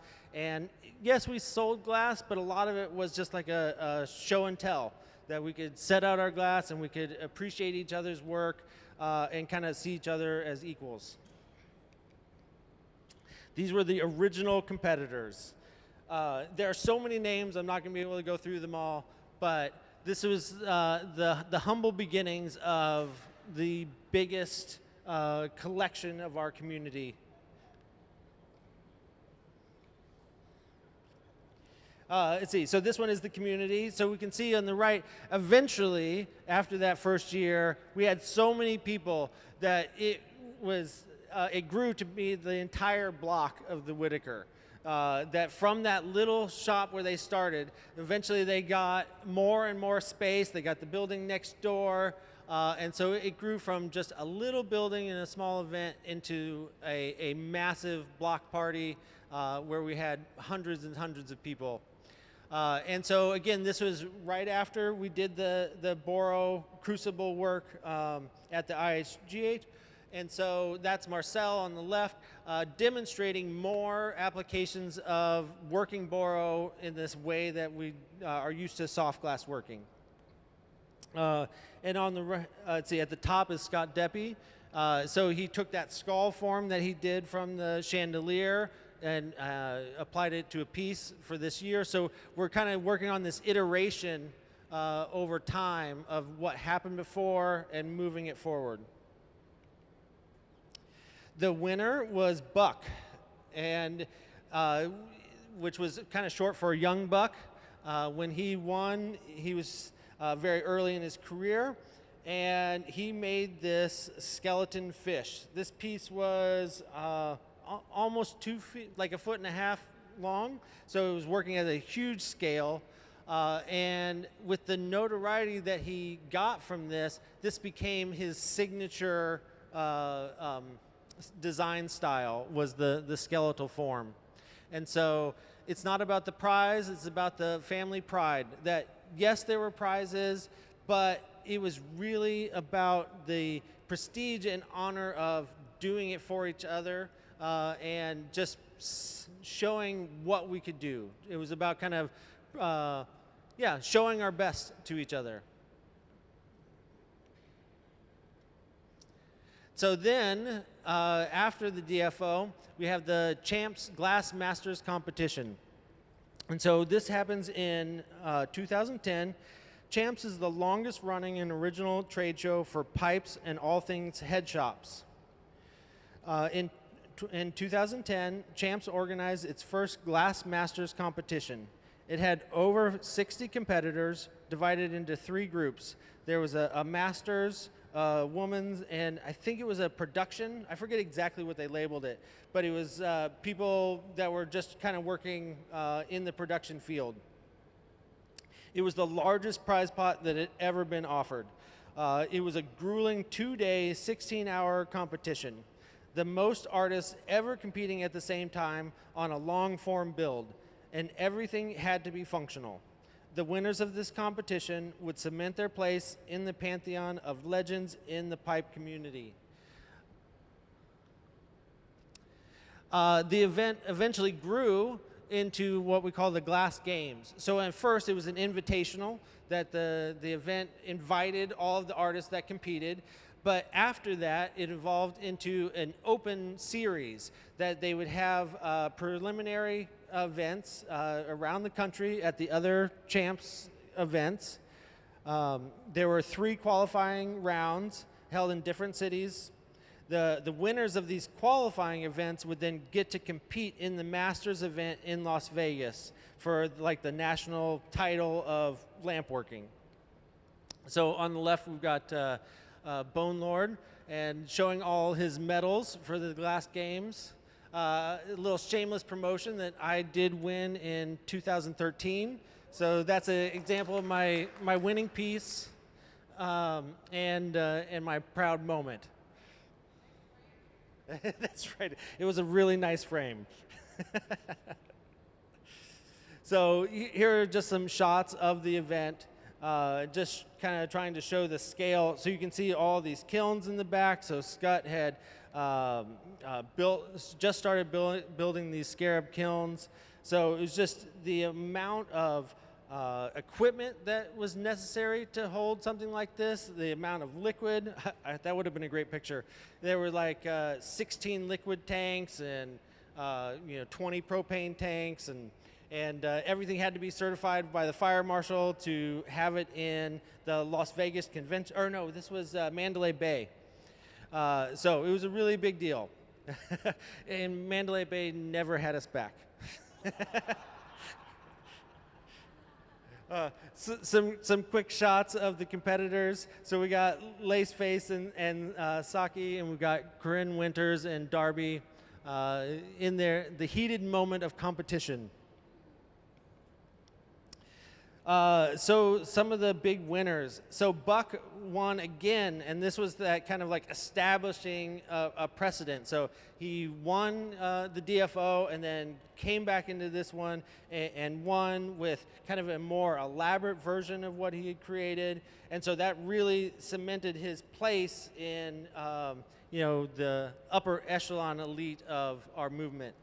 Eugene, I believe, won second with this incredible piece. He was really known for these discs that he made. And then Laceface won the female section as well. And so these are all artists that from this event, it really established people knowing who we were and kind of creating some sense of like who's really pushing the bounds. And so together these events created the environment for the rapid innovation and advancement of the lamp working field, as well as bringing us together as a community of degenerate artists, cannabis cultivators, and art-loving street kids, or wooks, as we affectionately call ourselves, and in the pursuit of the never-ending tour. May your wheels keep on trucking, and to the friends we have left behind, fare thee well. So on the right, we have Myrrh. On the bottom right, we have Bone Lord. Next to him, we have Chris, Buddha. The middle one was just a fun picture. We didn't lose any of those people. The one in the middle of the hugs, just kind of the representation of this was about us coming together and appreciating each other. And on the left is Josh, and he was the founder with Lisa of the Champs glass competition. And so these are some of the really important people that made these events possible that are no longer with us. And we miss them very much. And the final thing I wanted to add is these events all really happen through volunteer organizing. That there were maybe a couple organizers and paid people, but it was all put together by us as a community. We would show up, we would make these things happen, and so everything ran through the spirit of volunteering and working together. All right, that was my presentation. I have no idea how long that took.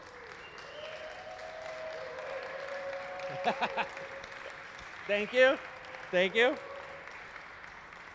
Does anybody have any questions?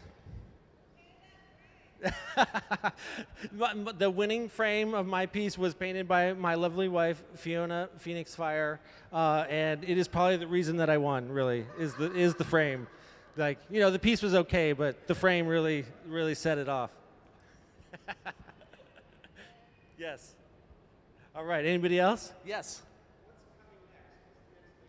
Oh, man, well, so this was all very early.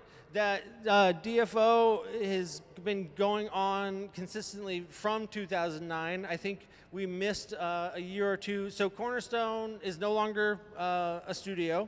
And so when we lost the home of the event, it took a little bit to find some place where we could have it. It's moved around a couple of times. But so the DFO is still going on, and that'll be coming up here in June. So if anybody wants to join us for that. July, thank you. Yeah, at the end of July, the DFO will be going on, and so you can join us for that. The Champs game is still going on. Champs will be in 2 weeks, and they are having their Masters competition. So the Champs Masters is still going.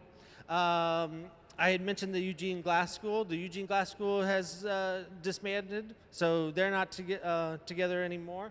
But that was a very long-running event that held us all together. We're kind of in a transitional space that, the economy's been pretty tough. It's harder to travel and stuff. And so some of these events have had to go on hiatus. So the next ones are the Champs event and the DFO. Champs is in Las Vegas for the main central one. And then they also have in Atlantic City, in Austin, and I feel like there was one other, I can't think of it right now. So the Champs is still continuing, and you can participate. It's open for artists so if you make anything and you want to see if there's an audience out there for you, definitely hit up Champs and go show your work. Correct. Champs is not necessarily open to the public event. Champs is for buyers and producers. Yeah, what question you got? Say that one more time. Who makes the glass and how do we make the glass? Well, it takes a huge team of people across all these different industries. So we have like North Star, they make the raw color. So they start from sand and these metals, and they melt the glass together and they make our color. And then as the artists, we take what they did and then we make a really cool piece out of it. And so it takes a whole chain of people to make the glass, from the sand to the amazing artwork that we finish with. Yeah, great question. All right, anybody else got a question or comment? Or no heckling? I got through the whole thing and I didn't get any heckles? That's impressive. All right. What? How long have I been blowing glass? I started in 2000, so I'm celebrating 25 years. Yeah, thank you. And I started in Corvallis. There was a huge conglomeration of the art pipe scene in Corvallis, and so that is where I got my start. Let's see, how many competitions have I been in? Well, I was in the Eugene Glass School Flame Off at least 4 times. Let's see, I won the EGS Challenge. The EGS Challenge was an event where you didn't get to choose the tools, you didn't get to choose the material. They would set it out on a bag on the table, and then they would draw a theme out of a hat. And then we'd get like 2 minutes to think of something, and then we'd have 15 minutes to make something. And so it was like a rapid rounds. There'd be like 5 of us in each round, and they'd pull a thing out of the hat, and you have 15 minutes, make something and go.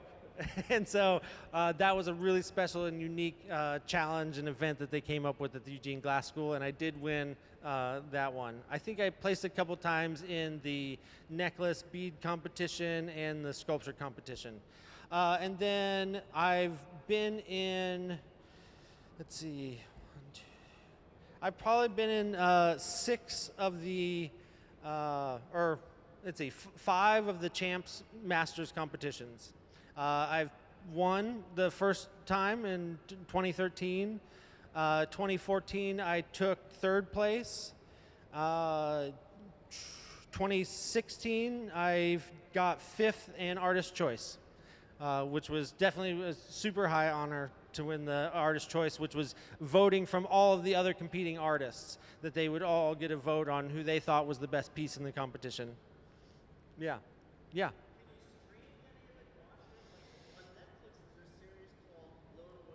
Yes. You know, it isn't necessarily on any streaming platforms, but there was a documentary called Degenerate Art, and that was on Netflix. I think it's not on Netflix right now, but they have a lot of footage from those events, and so you can go and see historically some of that. Oh yeah, on YouTube as well. You get Degenerate Art. Yeah, and that was a huge achievement by Marble Slinger, that he created this documentary kind of about the movement, explaining where we come from, sharing a lot of the innovations. That was one of the first documentaries I had seen of our movement. It was incredibly well done and really captures a lot of the vibe of how we got to be what we are. Maybe like accidentally going by the side. All of my teachers and my friends are in it, so I was just out of frame. But then the DFO has a documentary as well.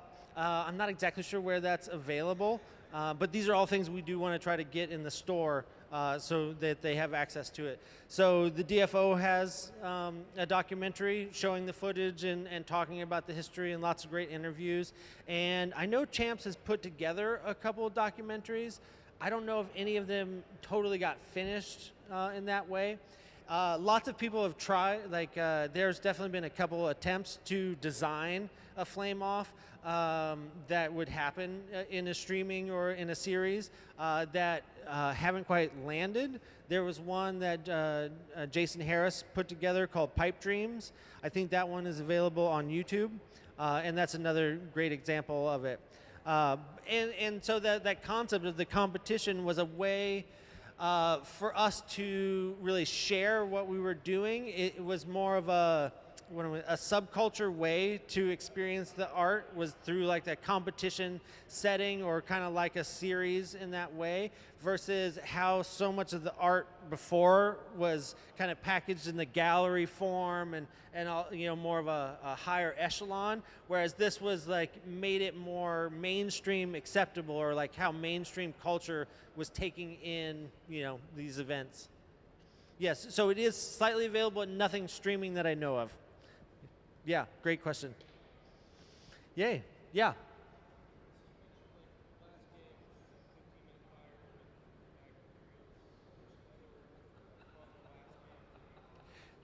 Yes, so the Glass Games was an extension that Maddie White had kind of brought to the Champs organization, of creating, instead of these really long projects that took a ton of dedication, that they were like little entry events.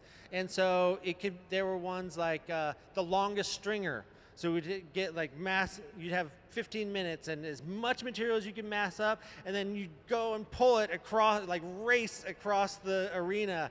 And as you're pulling, it gets really thin. And so you have to pull it and then lay it down really soft and not break it.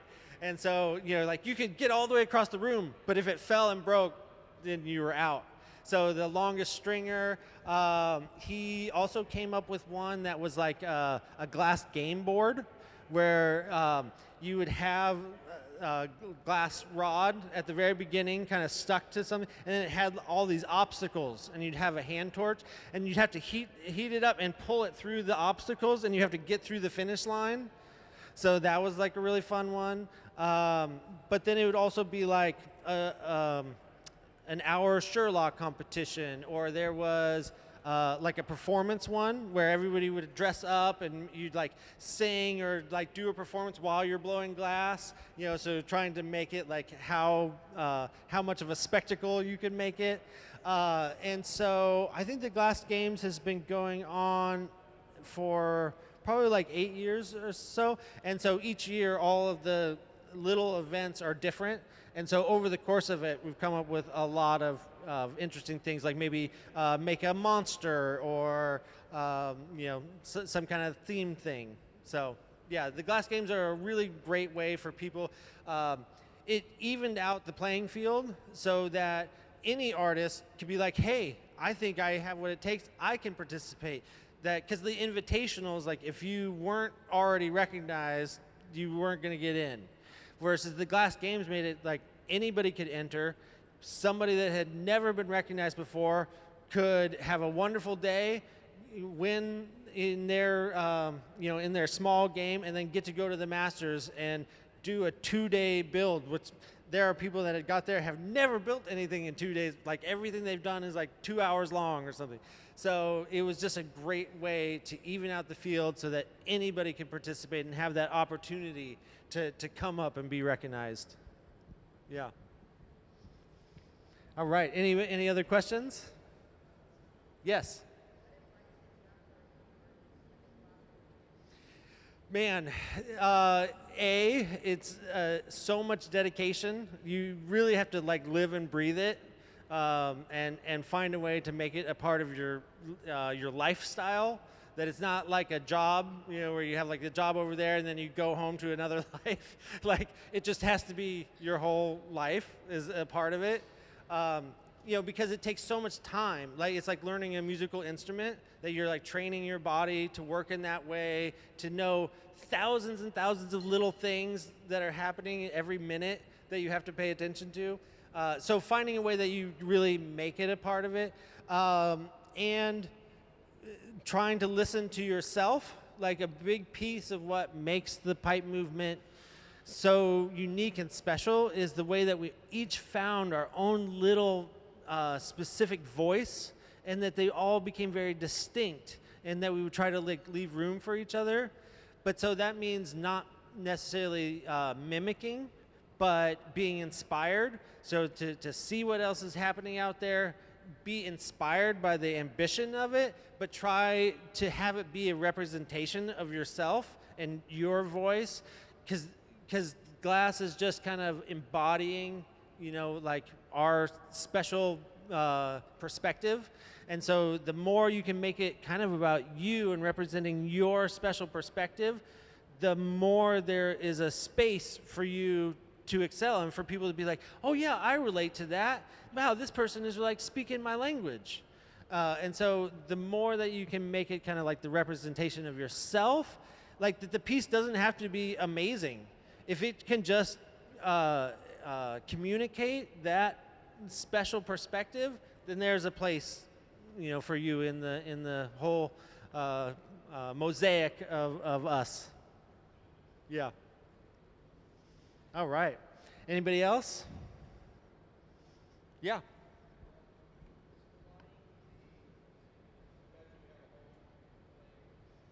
Yes. Yeah, I have a home studio.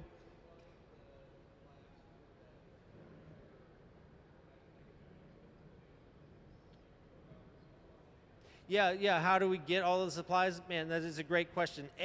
Like I was saying to the other question, that we depend on this huge network of companies and people to make all this material. Some of them are small companies that are making like small batch things. North Star is a massive operation where they're making tremendous amounts of glass. And so then these events are one of the best places for us to get materials. We only really have like 1 or 2 major suppliers left. We've kind of gone through a condensing. And so there's Lampwork Supply is in Eugene. And I was gonna say ABR is based out of like Indianapolis or Indiana and maybe Arizona. I forget where their other one is. But so we kind of only have these 2 main companies where we buy materials, but when we go to these events, they're there as well, and they have it all laid out, and you have it in good deals, like or the DFO coming up, that North Star will put out all their material, and they'll have the seconds, they'll have the firsts, they'll have knuckles, so they'll have all this material that you can buy stuff at kind of really cheap prices. You can buy, firsts for considerably more. But the events are a huge place where we could actually stock up, where you get to see it in person. You're not just looking at a picture online. You get to hold it and be like, oh wow, this color is amazing. And so definitely a lot of us would stock up a ton at these events, because you just get this tremendous deal. Maybe you sold a couple pieces at the event and you're like, oh man, I have a burst of money, and so then I can buy up a bunch of stuff, and then I can take this loot home and then go and create from what gets inspired from that. But yeah, building up material is crucial, and you kind of have to just do it all the time. Just be like, oh, I like that, I'm going to buy that. Whenever I can, invest in that, so that you're building up your palette, essentially, because your palette is whatever you bought, and so every chance you get, if you can be like, oh, that's a different shade, that you kind of build it up so that you've cultivated your palette. Yeah. Yes, as makers, we've learned to take whatever payment you got. I can take Venmo, I can take Cash App, I can do, if you got it, I'll figure it out. Yeah, exactly. Yes, and trades. We accept trades. All right. Well, thank you all for joining us. It was really amazing to be able to share this little bit of our history with you. And if you have any other questions throughout the day, don't feel hesitant to heckle us and get our attention. We'd love to come over and talk to you guys about what we're doing, and share the art form that has completely captured our hearts and minds and taken over our whole lives.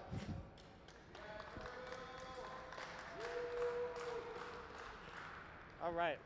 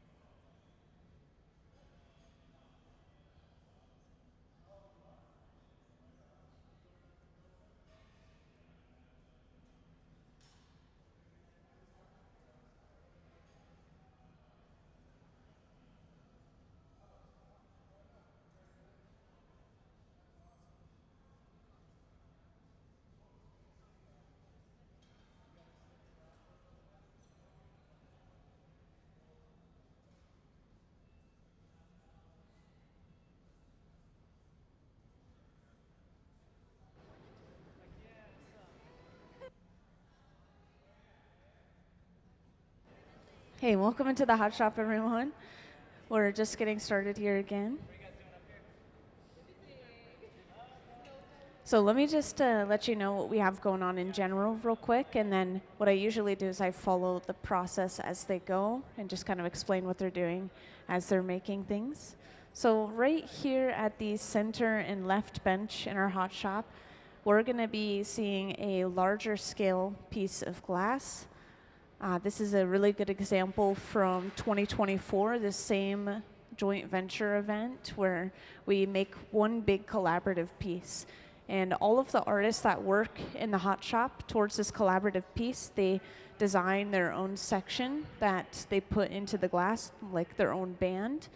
And then they bring all of those pieces together and then turn it into that final piece. So the one we're making today is going to be more bell jar shaped, so it's going to be rounded on the top, and then it's going to have two pipes or tubes coming out the sides of the piece. And of course, we're going to have different color scheme, patterning, everything. It's going to be a really, really different and big piece. So that's what we're getting started on right now. Over here, we're going to continue to work on those individual sections and then eventually start bringing all of those pieces together and then blow it out into that big final piece. We also will have some things going on over on the right side of the hot shop over here. There will be some artists flame working or lamp working on these table mounted torches. And this is what we use to create a lot of smaller scale, very detailed glass art, like all of these pieces you see on display and all the pieces on the table. Those are made out of borosilicate glass with a table mounted torch. So things like pipes and jewelry for necklaces for jewelry, and we have all sorts of pieces right here. Oh, including straws. Yeah. Which all of these pieces are for sale. We've been making sure to point that out throughout the day today. So if you have any interest in them, just let me know.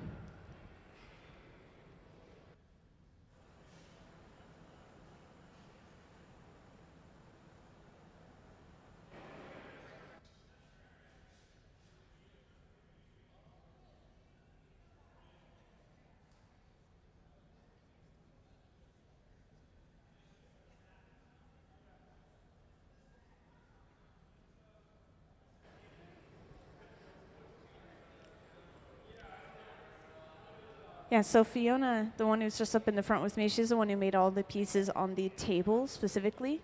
And her work is very detail-oriented. You'll see all these itty-bitty tiny little dots placed over and over again to create these very intricate patterns.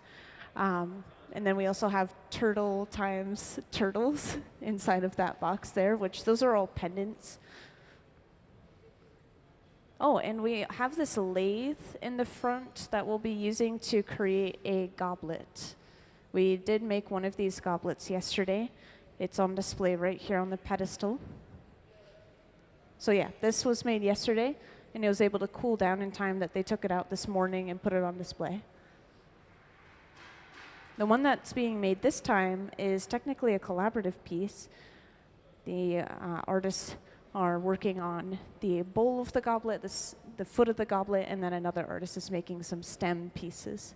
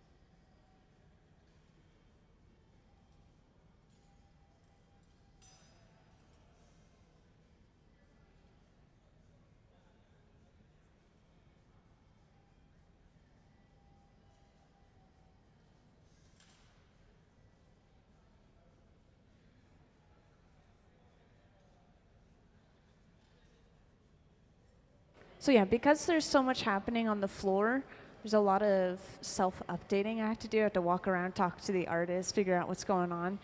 So over on the torches, we're getting started on a skull furthest to the right at the moment.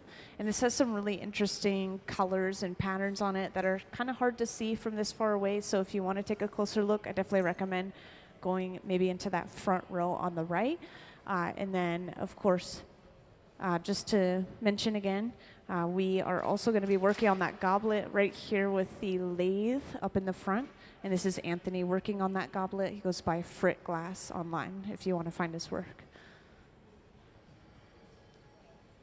Oh, and we're getting an updated sketch on the ground for our large collaborative piece in the hot shop. And this is upside down from our point of view, of course. So.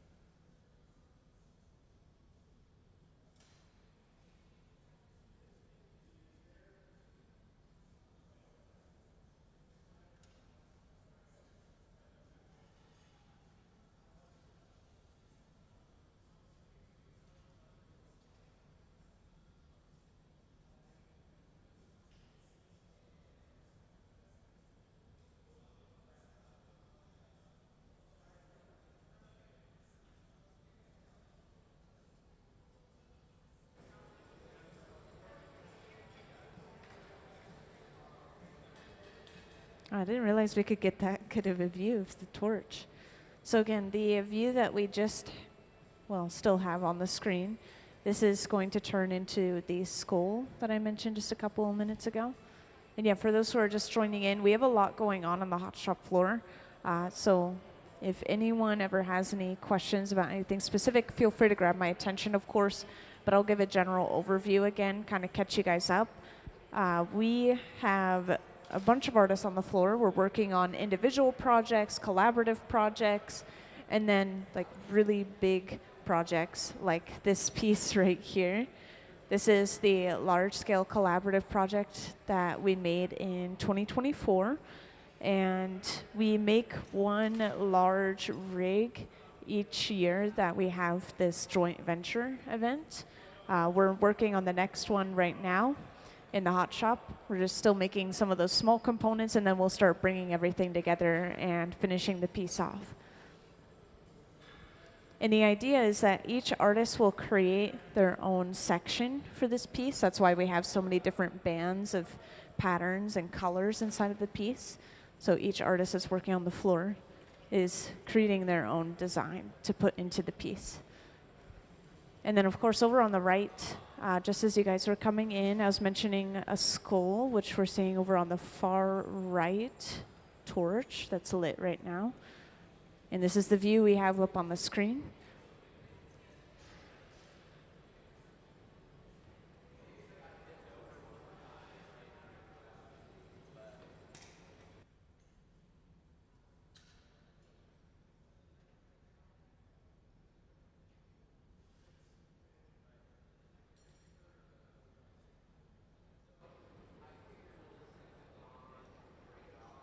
And I want to keep mentioning too, feel free to take a closer look at any of the pieces on the pedestals and on the table because these are all for sale. And speaking of, the pieces that are for sale on the table were made by Fiona, who's working on setting these up a little bit further. And we also have, of course, this box right here, Turtle Times glass. These are some turtles, of course.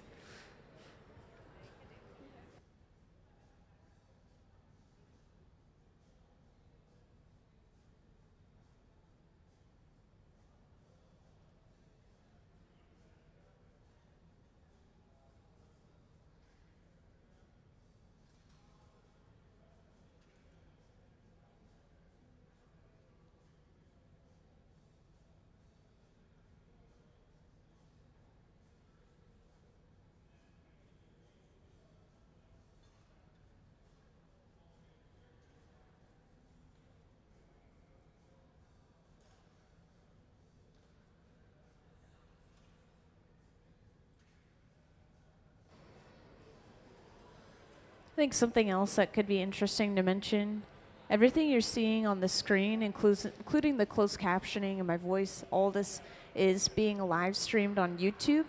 And that's something that we do every day that we're down on the hot shop floor. So we were here all day yesterday as well. We are here all the way through, well, Wednesday through Sunday. So if you ever want to check in on like, hey, what's this visiting artist doing? Do I want to visit today? Just pop into the live stream. It's on YouTube, it's on our website, and you can also look up old live streams to see what we did in the past.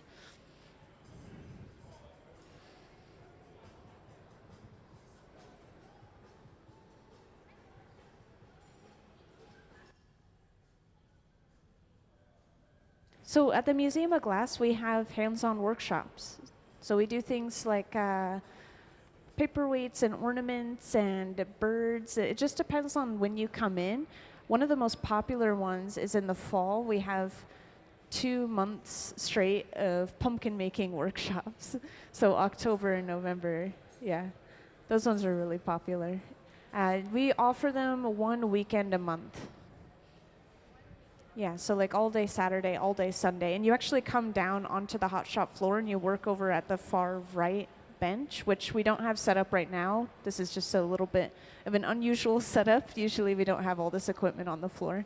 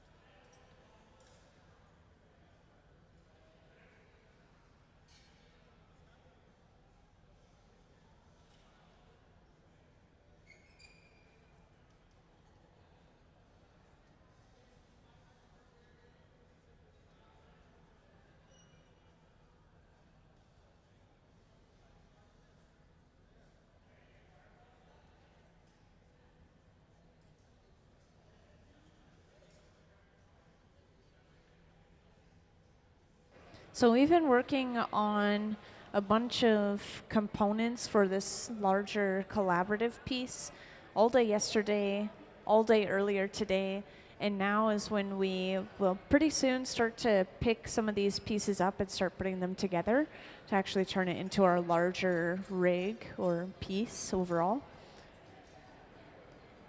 So for example, right here at the center bench, we have a little bit of clear glass on the end of a blowpipe that we just used to pick up this cup of patterned glass.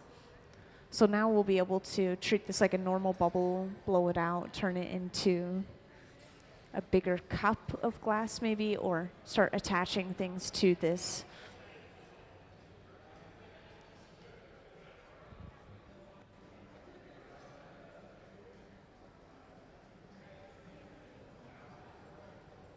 Also, we have a really good view of the lathe up on the screen. We have this floor cam that we're using for the smaller scale art. A little bit closer angle is nice. So I believe that this is a component that will maybe eventually be part of the stem. Because again, we're going to have multiple pieces from different people coming together for just this one goblet as well.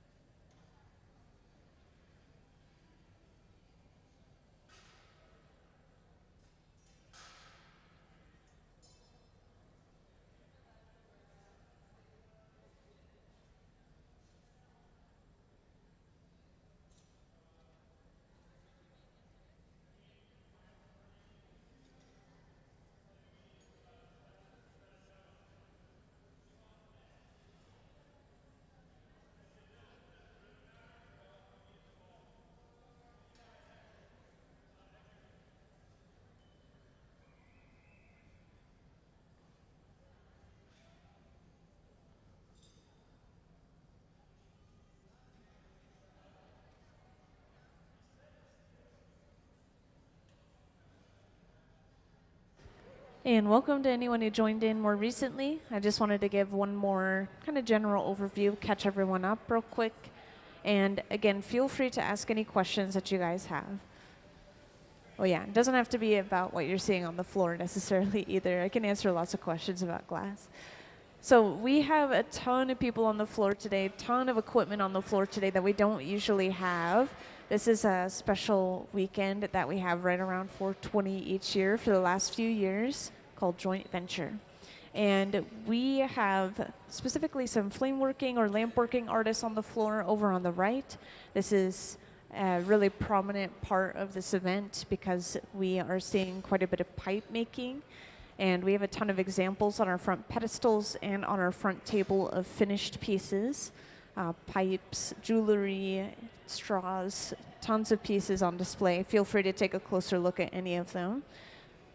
We're working on so many different pieces at the same time. I'll have to go and check in and make sure I'm not missing anything, but we are going to be working on a goblet on this lathe up in the front. This is something I've been highlighting quite a bit because it's a little bit bigger and there are multiple pieces from multiple artists coming together for just this one goblet. So it's one of our collaborative pieces.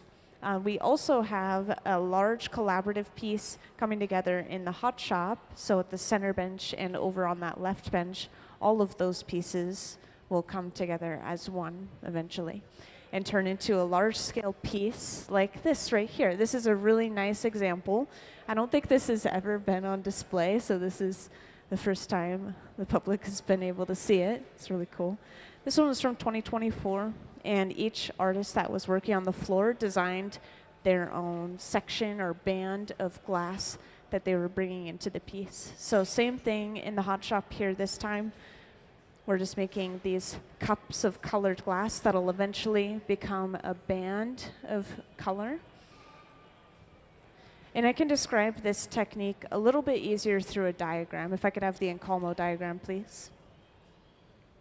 Hopefully I'm not overloading you guys with too much information, but this right here up on the screen, this is called an Encalmo.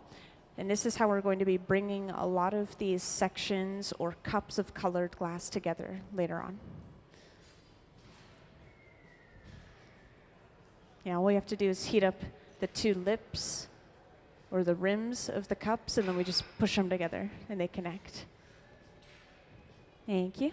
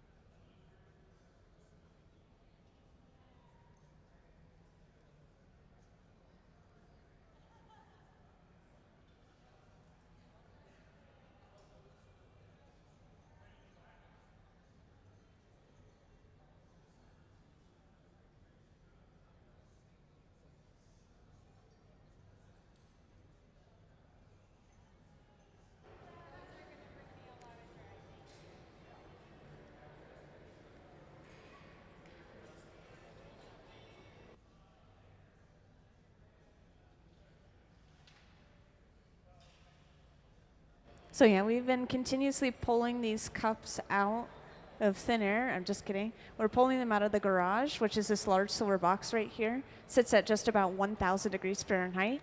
And a lot of these cups were made yesterday or earlier today, just a little bit of prep work. So now we'll be able to start picking them up and attaching them together, opening to opening. And that's why we are working with this glass the way we are. So up on the screen, for example, right here, we opened up the end of this bubble. Well, it's still open on the end that's attached to the pipe as well. So it's open-ended on both ends right now. And this is important so that we can cap one end off, and then we can eventually cap off the other end as well. We could just continuously attach all of these pieces opening to opening, just like that.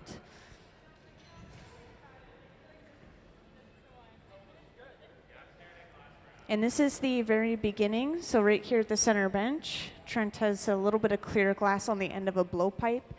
And he has worked with it in such a way and blown the bubble out in such a way that it's completely open. If you were to blow into the pipe, it would just pass out the other end.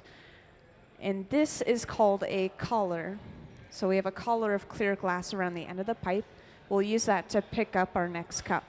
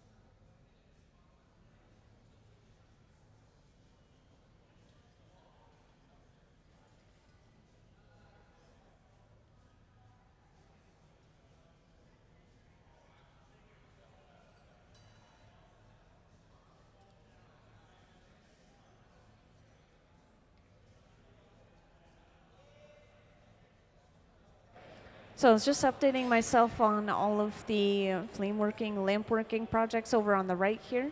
So we are going to see a collaborative ceremonial piece closest to the left side, excluding the lathe, and this is Fiona working on that torch. She's working on a marble that's going to be attached, or sorry, no, this is a marble of glass at the moment, but it's going to be turned into a feather that'll be attached to this ceremonial pipe or ceremonial piece that she's making. And then we also have, I think it was an elk skull that Matt's working on right next to her. And this is all made out of just completely transparent or clear glass at the moment. And yeah, we'll see them continue to work on a variety of pieces over there, but that's what we're seeing right now is a feather and an elk skull right next to each other. And then, of course, with this lathe, this is a bigger project that we've been working on all day today.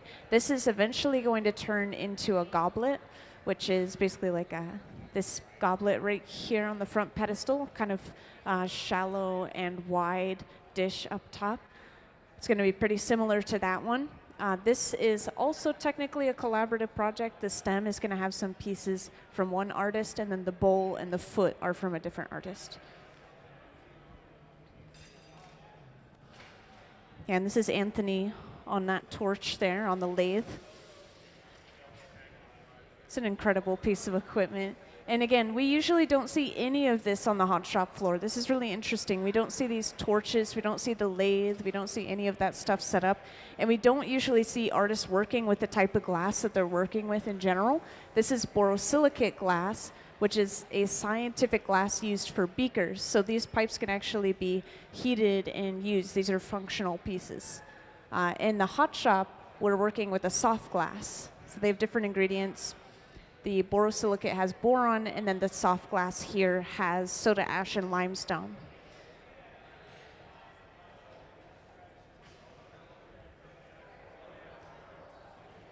And speaking of the hot shop, this is a large collaborative piece with everyone who's working on the hot shop floor. And again, this will turn into a larger rig. This is an example from 2024 right here. This was an example of how these pieces that they're working on come together and become one larger piece. And of course, I'll mention again, all the pieces on display on the front pedestals and on the table are for sale.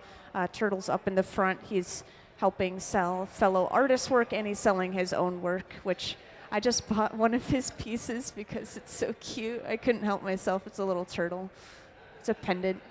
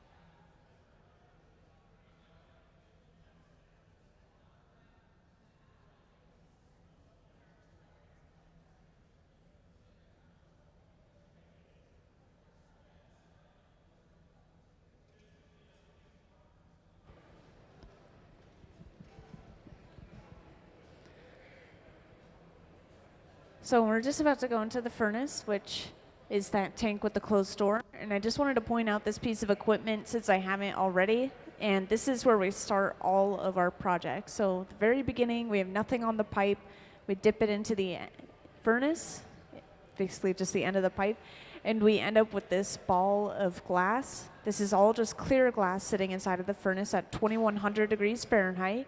We have to add the color through other means, which so far today, we've already done a lot of the prep work, so you haven't seen us picking up or working with a lot of just colored glass on its own. But we get colored glass shipped in, and we just melt down sections of it to use. So we don't actually make any colored glass ourselves or have tanks of colored glass. It's just solid pieces that we melt down.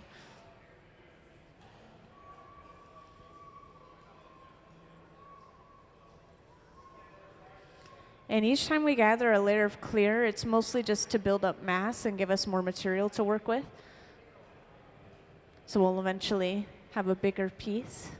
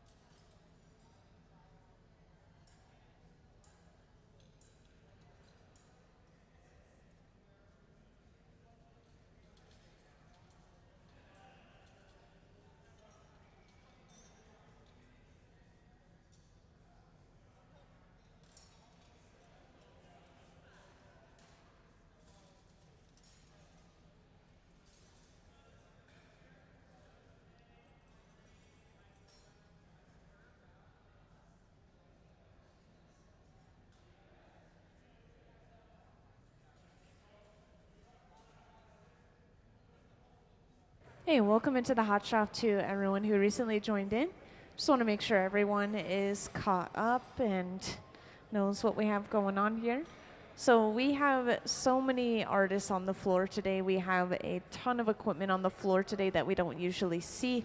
So very visually overstimulating. We have a lot of flame working / lamp working going on over on the right side of the hot shop. In the front here, we have a lathe, and Anthony's working on this lathe. It goes by Frit Glass online, and we're gonna see a goblet made right here.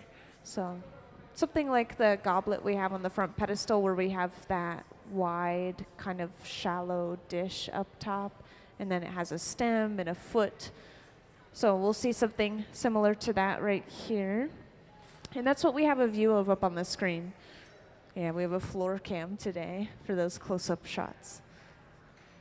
And then over on the right, again, we have a variety of projects. These are individual projects, collaborative projects. Some of them are pipes, some of them are more complex, just blown pieces in general, like this goblet. And then we also have a large-scale piece that we're going to be making on the hot shop floor, which is from the center to the left bench. So all of the glass that we're working with over here is going to eventually come together to form one larger piece. And we have this out as an example. It's going to be totally different from this piece, but this was 2024's collaborative piece. And we're going with that same idea of each artist creates their own individual section of blown glass, and then all those sections come together for one big piece. So that's how this piece is made, and that's why we're showing it off. It's similar in that way. But the one that we're making now is drawn on the floor in chalk. So if you want an idea of what the final piece looks like, it's almost bell jar-like, so it's going to be tall and have a rounded dome-like top. It also have two tubes kind of coming from the sides of the piece.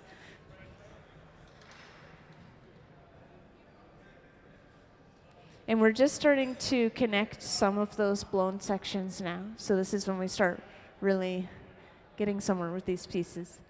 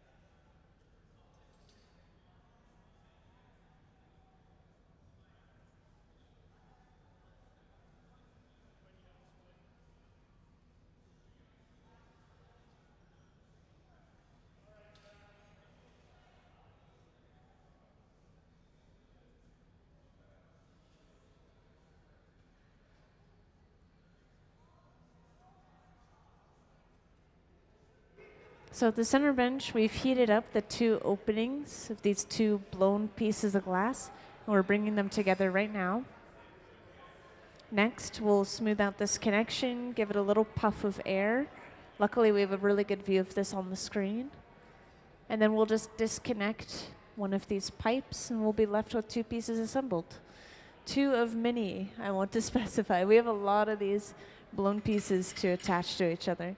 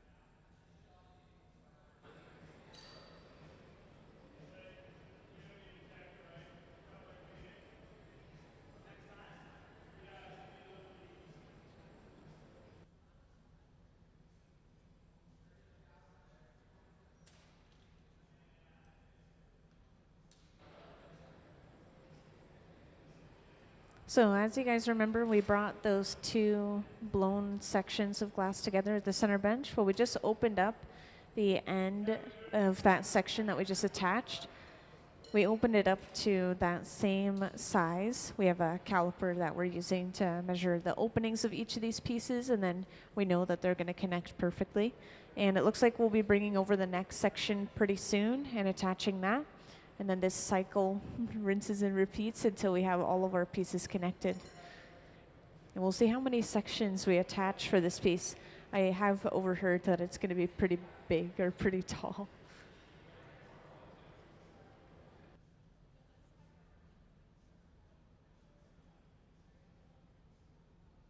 So here's that next section now at the center bench. We bring that over, connect it to the end, and then we'll smooth that connection out, give it a little puff of air.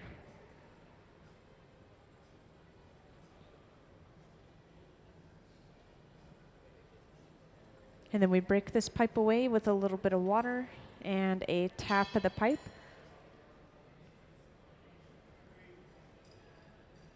So at this point, now that we've attached 3 sections, you can see how this cycle will continue.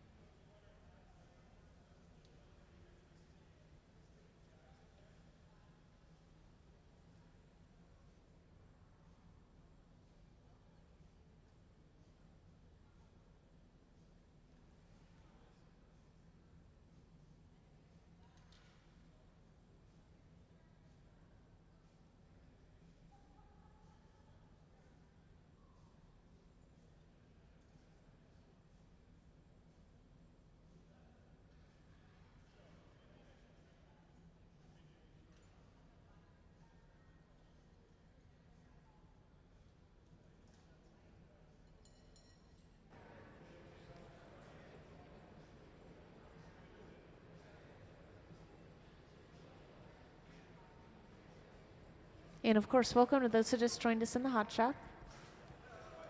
We have many different things going on all at the same time. It looks like we're starting to blow out our goblet right here in the front at the lathe. And that goblet's going to be similar to what we have on the pedestal, that goblet with the wide and kind of shallow dish up on top. We also have some projects going on over at the flame working and lamp working tables over on the right. So individual projects like pipes and also collaborative projects between the artists for some larger scale pipes. We have, of course, the largest project in the hot shop right here at the center bench. We're connecting these blown glass bubbles onto each other over and over again until we have a bunch of pieces connected. We just have 3 of them connected at this moment. To eventually create something similar to this large blue piece in front of you guys on the hot shop floor. Yeah, that's from 2024. We create a large collaborative piece each year with all the artists that are on the hot shop floor. They make their own section of glass, and then all the sections come together to form one bigger piece.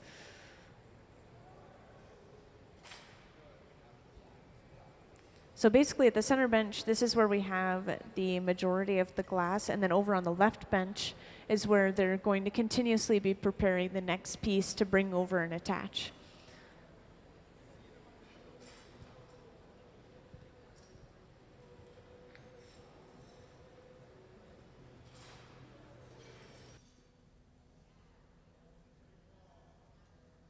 Yeah, I've noticed for this year, we have a lot of pinks in the glass. So we have a sparkly pink section, and then we have this multicolored pink section.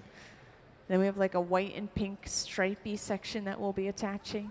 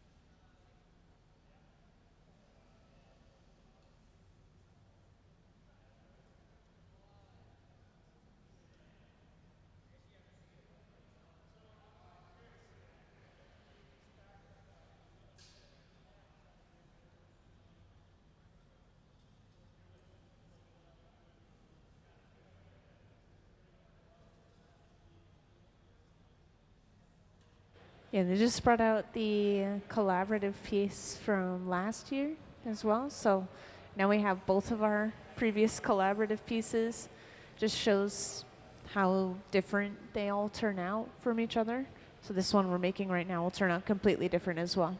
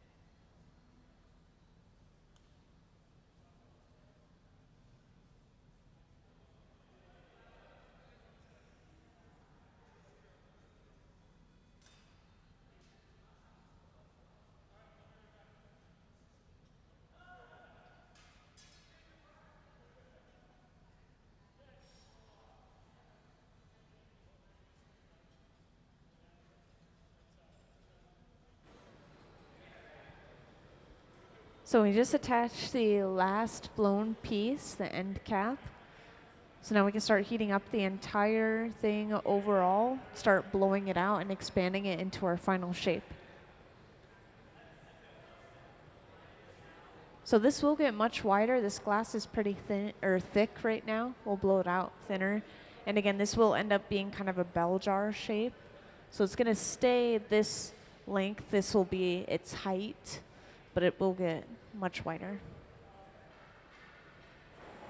Now, the tricky thing about having all these different sections of glass together like this is the different colors and different patterns that we put in there are trying to move differently from each other because the different colors have different metals and materials inside of them with different melting points. So, for example, a lot of the white in there is probably from something called duro, which is a really hard glass that we use that really holds its shape.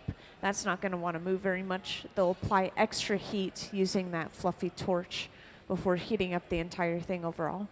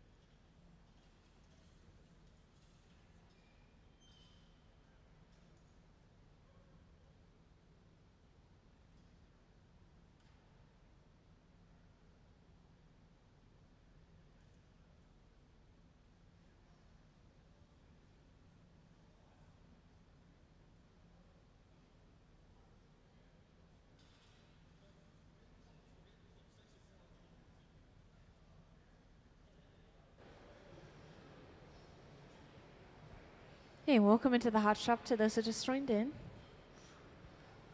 Just to catch you guys up, we were working on all of these individual blown sections or blown cups of glass earlier today, and we've just now finished attaching all of them together. So at this point, we're heating them up. We'll start to blow this out into its final form, which is going to end up being almost like a bell jar shape where it's nice and tall and it has a domed top. It'll also have a couple of tubes or pipes coming from the side of the piece, which we have the entire thing drawn out on the floor right here. Yeah, in the orange. The orange is the more accurate drawing.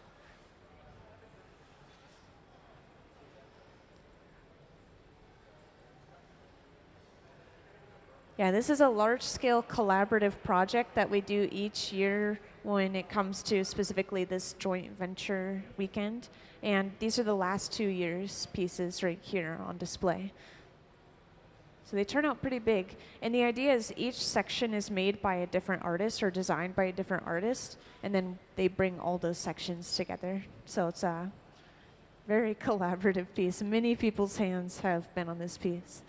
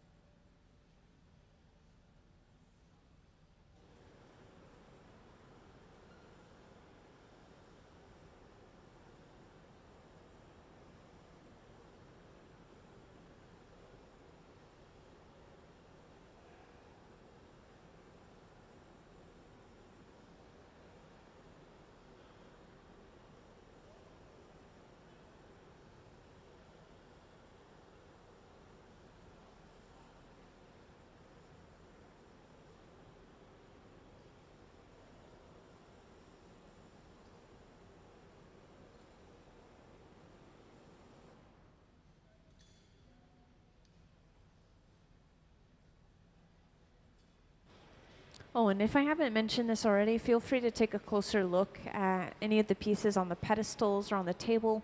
All of these pieces have been made by various artists and they are available and ready to be sold.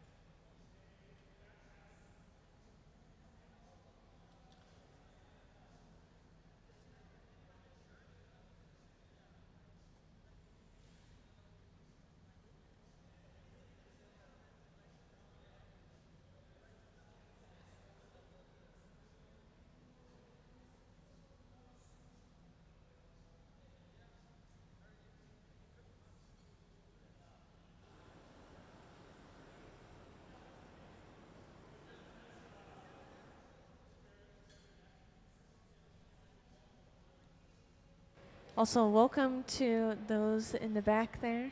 Hi. Just to update, in case you don't know what we have going on, we have finished attaching all of these different blown sections together here at the center bench. Each artist made their own like cup of colored and patterned glass that they brought together for this one big piece. This is what they've done the last 2 years as well, which we have some example pieces right here, luckily. So that's our large scale collaborative project. It's going to end up being a large rig like those two. Then we of course have various projects going on over on the right side of the hot shop. We, on the lathe, have a goblet being made. And that's going to be similar to the one that we already have on the pedestal, sort of wine looking glass. And then we also have some pipes being made on the torches over on the far right. Some other small, very detail-oriented work over there as well. We saw a skull being made earlier. We saw a whale being attached to a piece earlier as well. That one was really very detailed. We still have quite a few things to attach to this piece at the center bench. We have a couple of pipes that'll come out of the arms or out the sides of the piece like arms.